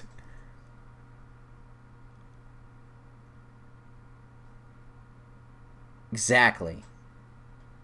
It's a movie where Kevin Bacon goes invisible and then slowly just goes insane. What? It's cool. I like it. What is? It has a really interesting premise to me. The effects, while a little bit dated, because they tried their best, are still impressive and ambitious. It does a lot of creative things visually with what it is, afforded by its premise. I think it has some actually genuinely really interesting characters because, I actually remember the name of the main character. I don't think of him as Kevin Bacon. I know his name is Sebastian Cain. And I feel like that's really kind of hold on. I think that's a really interesting thing to me, is that I'm noticing more and more that I just refer to characters by their actors' names at this point, unless it's a really, really interesting character to me. There's certain actors like Kevin Bacon, like Tom Cruise, Keanu Reeves, that just have a certain persona, so you think of them as that. Yes. So I don't mind you calling Kevin Bacon, because I do. No, I know, but okay. Will Smith does not become a character. He's not that kind of actor. He does not put that much. He's always just, hey, look, it's Will. Daniel Day-Lewis becomes a character. It's Will Smith. Kevin in this Bacon scene. becomes Kevin Bacon. It's Will Smith in this movie. It's Will Smith hunts aliens, or Will Smith is an assassin, right? But every once in a while, you get a character that's just so strongly written and is just kind of compelling on such a level where it's like you forget that there's an actor. Like, I know this is one of the big eye roller examples because it's such a basic thing because everyone fucking loves this show, right? I still to this day cannot look at the main character of Breaking Bad and go, that's Bryan Cranston. No, I always think that's Walter White. Or Walter White take a movie example, is written well enough that you forget. Brandon Lee is the Crow. Yes. Yeah. Right? What's another really good example of that in a film? Where Robert Downey Jr. as Iron Man? Yeah. Mm-hmm. Yeah. Sure, he's Robert Tobey Downey Maguire. Jr. and other stuff. Yeah. I don't look at those movies and go, that's Tobey Maguire. I go, that's Peter Parker. Like, for Chris Evans, even though he was in other comic book movies. You know what? He's Chris Evans. Jackman. He's Chris Evans in Fantastic Four, and then he's Captain America. Like he's the two. Yeah. Hugh Jackman. Of course, you never look at Hugh Jackman. Okay, you look at Hugh Jackman in other movies, and you still don't call him Hugh Jackman. You still kind of want to call him Wolverine. I will say the one big exception in the X-Men movies, that sort of typecasting, is Patrick Stewart and Ian McKellen. Yeah, because they're such strong actors that they disappear into their roles, but they also disappear into other roles. Patrick Stewart is Captain. Patrick He's Stewart Picard and is Captain Picard and Professor X. Professor X, and he is all of the other characters that he's played over his career. While as Ian McKellen is Gandalf and is Magneto. Mm-hmm. Right? Exactly. You don't look at him and go, that's Ian McKellen. Like, those are grand examples of just the actor does... And Daniel Day-Lewis. The actor does such a good job that you forget their fucking name and you just go, that's the character.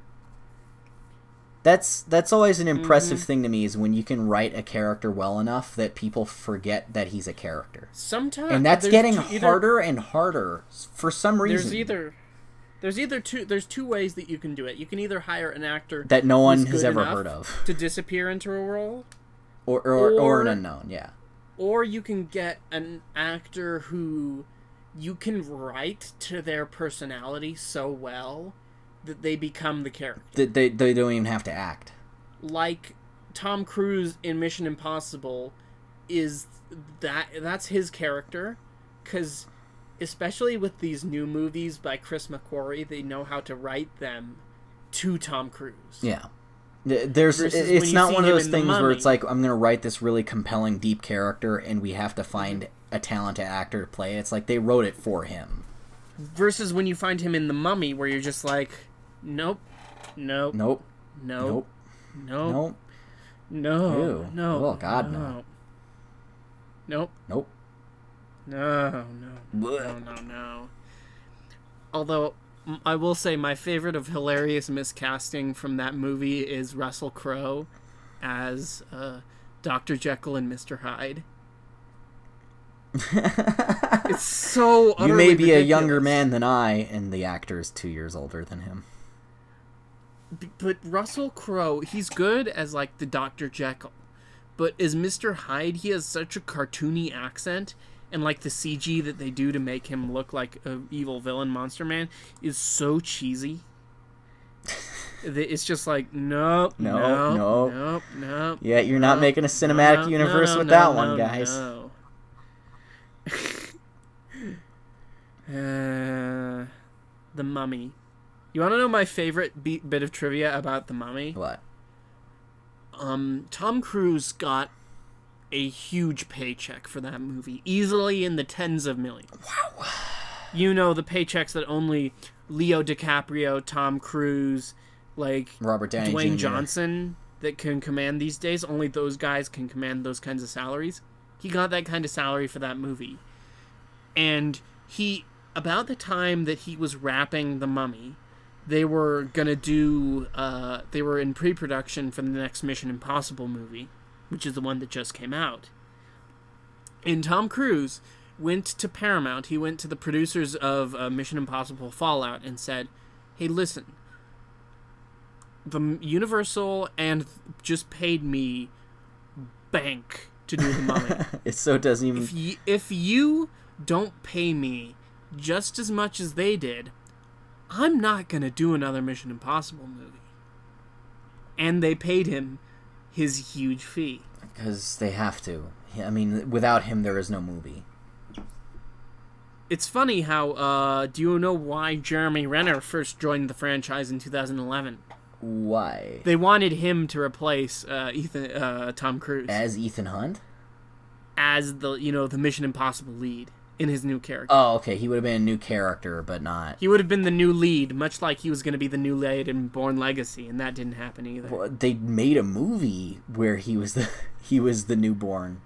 I find it's kind of funny how he was the replacement for two separate spies. Is that Jeremy Renner's role, is to just play the replacement when we can't get a Jeremy really Renner is well-known always actor second to cooperate? best. He's the second best. He's the runner-up. Jeremy runner-up? That's what he's been in, like, every movie he's ever been in. Because no one goes to these movies for Hawkeye. Yeah. Remember when he wasn't in Infinity War and literally nobody cared? I saw like 3 people make a thing about it, and there's like a minor fan theory. It's like, well, he's going to be in this scene. People who nitpicked why Hawkeye wasn't in Infinity War were people who were looking for something to nitpick in Infinity War. Oh, yeah. There are people who wanted something to hate. So, yeah. That's my favorite bit of trivia about The Mummy, is that Tom Cruise made a lot of money off of that movie. And Tom Cruise will make a lot of money off of Mission Impossible Fallout. He even has a first dollar gross deal with Paramount, where he gets, he gets gross. He doesn't get, net of the movie. I mean, he gets a gross shirtless, percentage. he is pretty gross. He gets a gross participation in those movies. He's gonna make bank off of Fallout. Yeah, especially since it did so well. Uh-huh. And he got a higher upfront paycheck too. Highest opening in the series. Good for him, Plus, I guess. J.J. Abrams gets a bigger paycheck. I forgot J.J. Abrams was attached to that franchise because he's a producer. He's been producing it. He makes such a He small directed deal Mission about Impossible it. 3. Yeah, I know that he did that. He directed Mission Impossible 3, and ever since he's been a producer. But like, he doesn't make it like a big deal that he's attached to that franchise. Like, okay, I know that he's attached to the Star Trek movies. He's not a big creative force behind the Mission Impossible movies. And it's more of there's also the fact that he's like super big behind like Tom Cruise is Cloverfield? overshadows J.J. Abrams. Yeah. And there's also you know who deserves a bigger paycheck though? This is what I was trying to get at. Chris McQuarrie, the director writer. Simon Pegg, he's always good in anything, and yeah. But, he's got a bunch of other stuff, so he's doing They're making fine. a TV show based on The Boys, which is... It's that really depressing comic I probably showed you a little bit of, where it's like a superhero universe where superheroes are just self-absorbed assholes who ruin everything and make society scary to live in for normal people. And, like, all of them, like, they're not even, like, really morally righteous or superior. They're just like really shitty normal people that got powers and put on costumes but are still assholes. And so they're making a TV. Can you hold on? I'm doing a segue.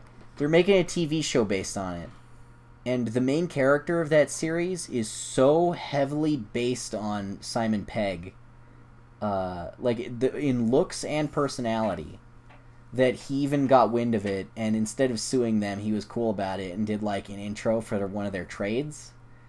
Simon Pegg is a cool enough guy. And was like, yeah, this book's pretty cool. I'm kind of honored that they decided to use me as a basis for their character. You want to know what else Simon Pegg was in? What? Ready Player One. But anyway, I was gonna be So what I was saying, if they make a show about the boys but don't have Simon Pegg playing the character that's written after and drawn after him, it's gonna be really weird. Well, Simon Pegg is such like a well-liked guy that he's always gonna be working. I feel like he's a guy that people like enough that they're just gonna put him in movies. Yeah. No one ever goes, oh, Simon Pegg is in that one? No. Like, there are some sort of actors who are just like, I mean, I'm talking about behind the scenes. Like, he's such like a nice guy that people love to work with him. Oh, yeah, yeah. So people are just going to put him in movies because they just think he's a good guy. But, I mean, he was even a stormtrooper in Force Awakens just because everyone liked him. No, he wasn't a stormtrooper. Oh, no, you know, I don't know what he really was. What was he? Unkar Plut. Oh, wait, no, yeah, he was the guy who was giving Rey the who food. Said 4 portions. Yeah, that guy. Okay, I remember now. No, it was Daniel Craig was the a stormtrooper. stormtrooper. They were both British. Yeah, I mean, it's really easy to confuse Simon Pegg and Daniel Craig. They look and sound basically identical, and their names even rhyme. Thinking of Daniel Craig, it's kind of funny because the guy who directed Train Spotting, interestingly enough, I saw that, has been selected for the director of the next Bond movie, and he had like an original pitch for it. So his script, and he's directing it with Daniel Craig, and it may or may not be Daniel Craig's last Bond movie, but I find it kind of funny that we have Daniel Craig and Tom Cruise as the stars of the biggest, spy movies, and they're both older guys. Except Craig wears it with pride and doesn't... Craig is actually younger. He just turned 50. He doesn't need to dye his hair to look darker. And 6 years ago, when Skyfall came out, was a movie about him aging, and he was only 44. I'm 44. I'm so old. Meanwhile, fucking Tom Cruise, I'm 67 years old, but I'm still handsome.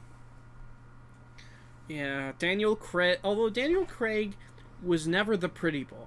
No. Granted, he was the look at how jacked I am kind of guy, but he was never classically pretty. No. I mean, even still, like, I look at his face, and I'm just like, he's not ugly, but I don't look at him as, like, a heartthrob.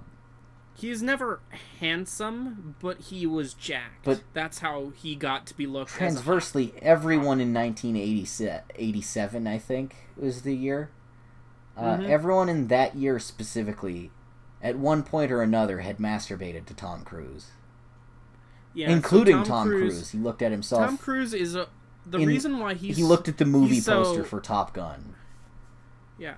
That's the reason is why he's supposed to be... He's so insecure and he needs to preserve his youth, is that he was... The heartthrob.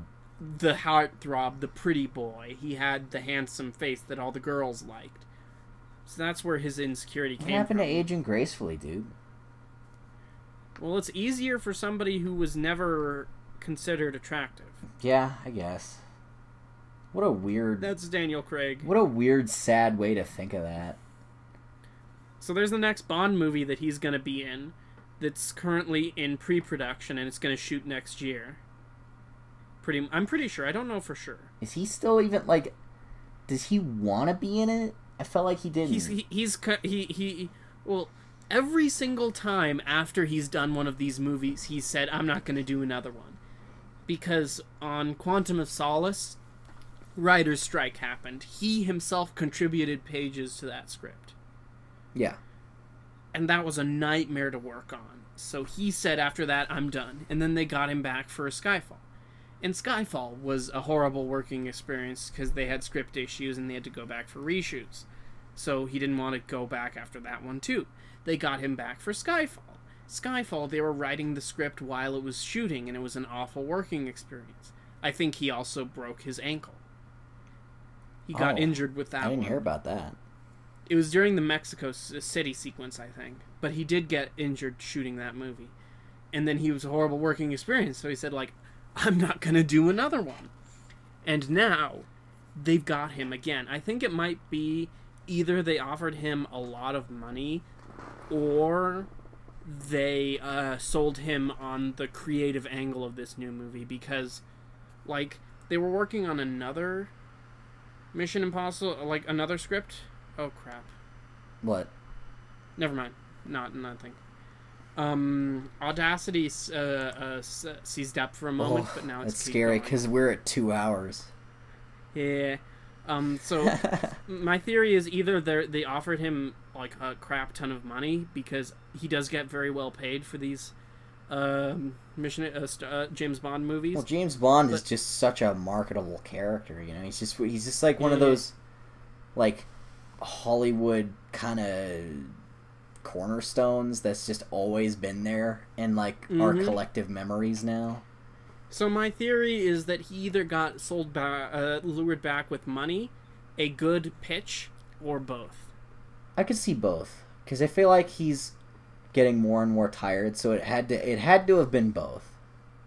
Yeah, because this new movie, they were working on a separate script with the screenwriters who wrote like Skyfall and the other ones, but then Danny Boyle, this director, came in with this new one, and then the executives just went like, yeah, this one is better, let's do it. All right. And this is the first James Bond movie in a very long time that will not be coming to us from the good people at Sony.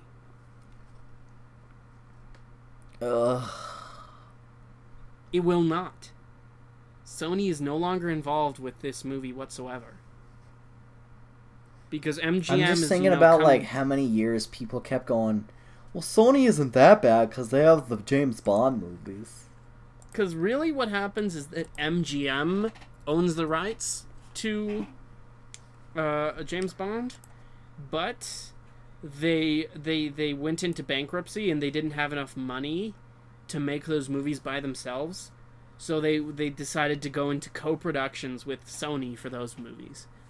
But now MGM is, it's on its way back up, and it's going to be working with Universal for international distribution. Huh. So they're going to be putting the film into the U.S. themselves. MGM will, but they're going to be putting out internationally with Universal. So good people at Sony are no longer working with the James Bond people. Here's the kind of funny thing is that with this new one, because the distribution deal for James Bond expired after Spectre, they only offered a one-film contract. So they're not going like, hey, you want to work with us to multiple ones? Nope. It's like, we're just going to go with you for one on this one. And if you want it, you want it. And James Bond is one of those things that people wanted enough that they'll do that. I find that kind of funny. You know what I find kind of funny? What? I was going to ask you, because I'm so tired, if this could be like a 55-minute podcast. And I think this is the longest one we've done in ages, because I'm sure it is. I was so wrapped up in the conversation. I was actually having such a fun time talking about movies. Nerd. I don't know. I feel like this was a good one. Nerd. I like this one. I like that one. We did a good job. I feel like it wasn't very focused. It didn't have to be, but we did talk about a lot of stuff. You know? We rambled and rambled and rambled and rambled. And you know what? This should be called Subject to Ramble. Oh, no, it's not Subject to Ramble. It is David Will Ramble. No, it's the conversation always somehow manages to find its way back to Tom Cruise, even though it takes a billion sidetracks. And that's only because I decide to do that. If I like how Tom Cruise is just so on your mind, you always steer it back to him. Listen, I just got out of literally right before we started taping this, I got out of a Tom Cruise movie. So you're still, I'm still decompressing. You're still a little hard. I don't think anybody is hard for Tom Cruise anymore. Except Tom Cruise. Yes. Oh, that's unfortunate. Anyway. I'm curious. When you look up... I want you... Whenever the soundtrack for Mission Impossible Fallout comes out, I want you to listen to it and tell me what you think. I'm very split on it. Because it's kind of Hans Zimmer-y and very wow-me. And I'm trying to decide if that's a bad thing or not. Alright, well, you know what? Send it to me when it's ready. But for now... You know what? I just found a link. I'll listen to that after we're done. But I think this is probably a good point to cut it off. Because it's going a little long. JMS, World War Z, Tom Cruise. We talked about a lot of stuff. Disney is bad. Hollow Man, which is a movie that no one fucking talks about, but I feel like they should, because it's a really good movie. Like, I really liked it. So should we do the couch potatoes on how to talk to girls at parties? Yeah. Or Hollow Man? What if both at the same time, because both of them are about a guy who's really sociable? What? I'm just kidding. But anyway, that's yeah. Good work on the podcast, boyo. Stopping now. Bye. Goodbye, podcast people.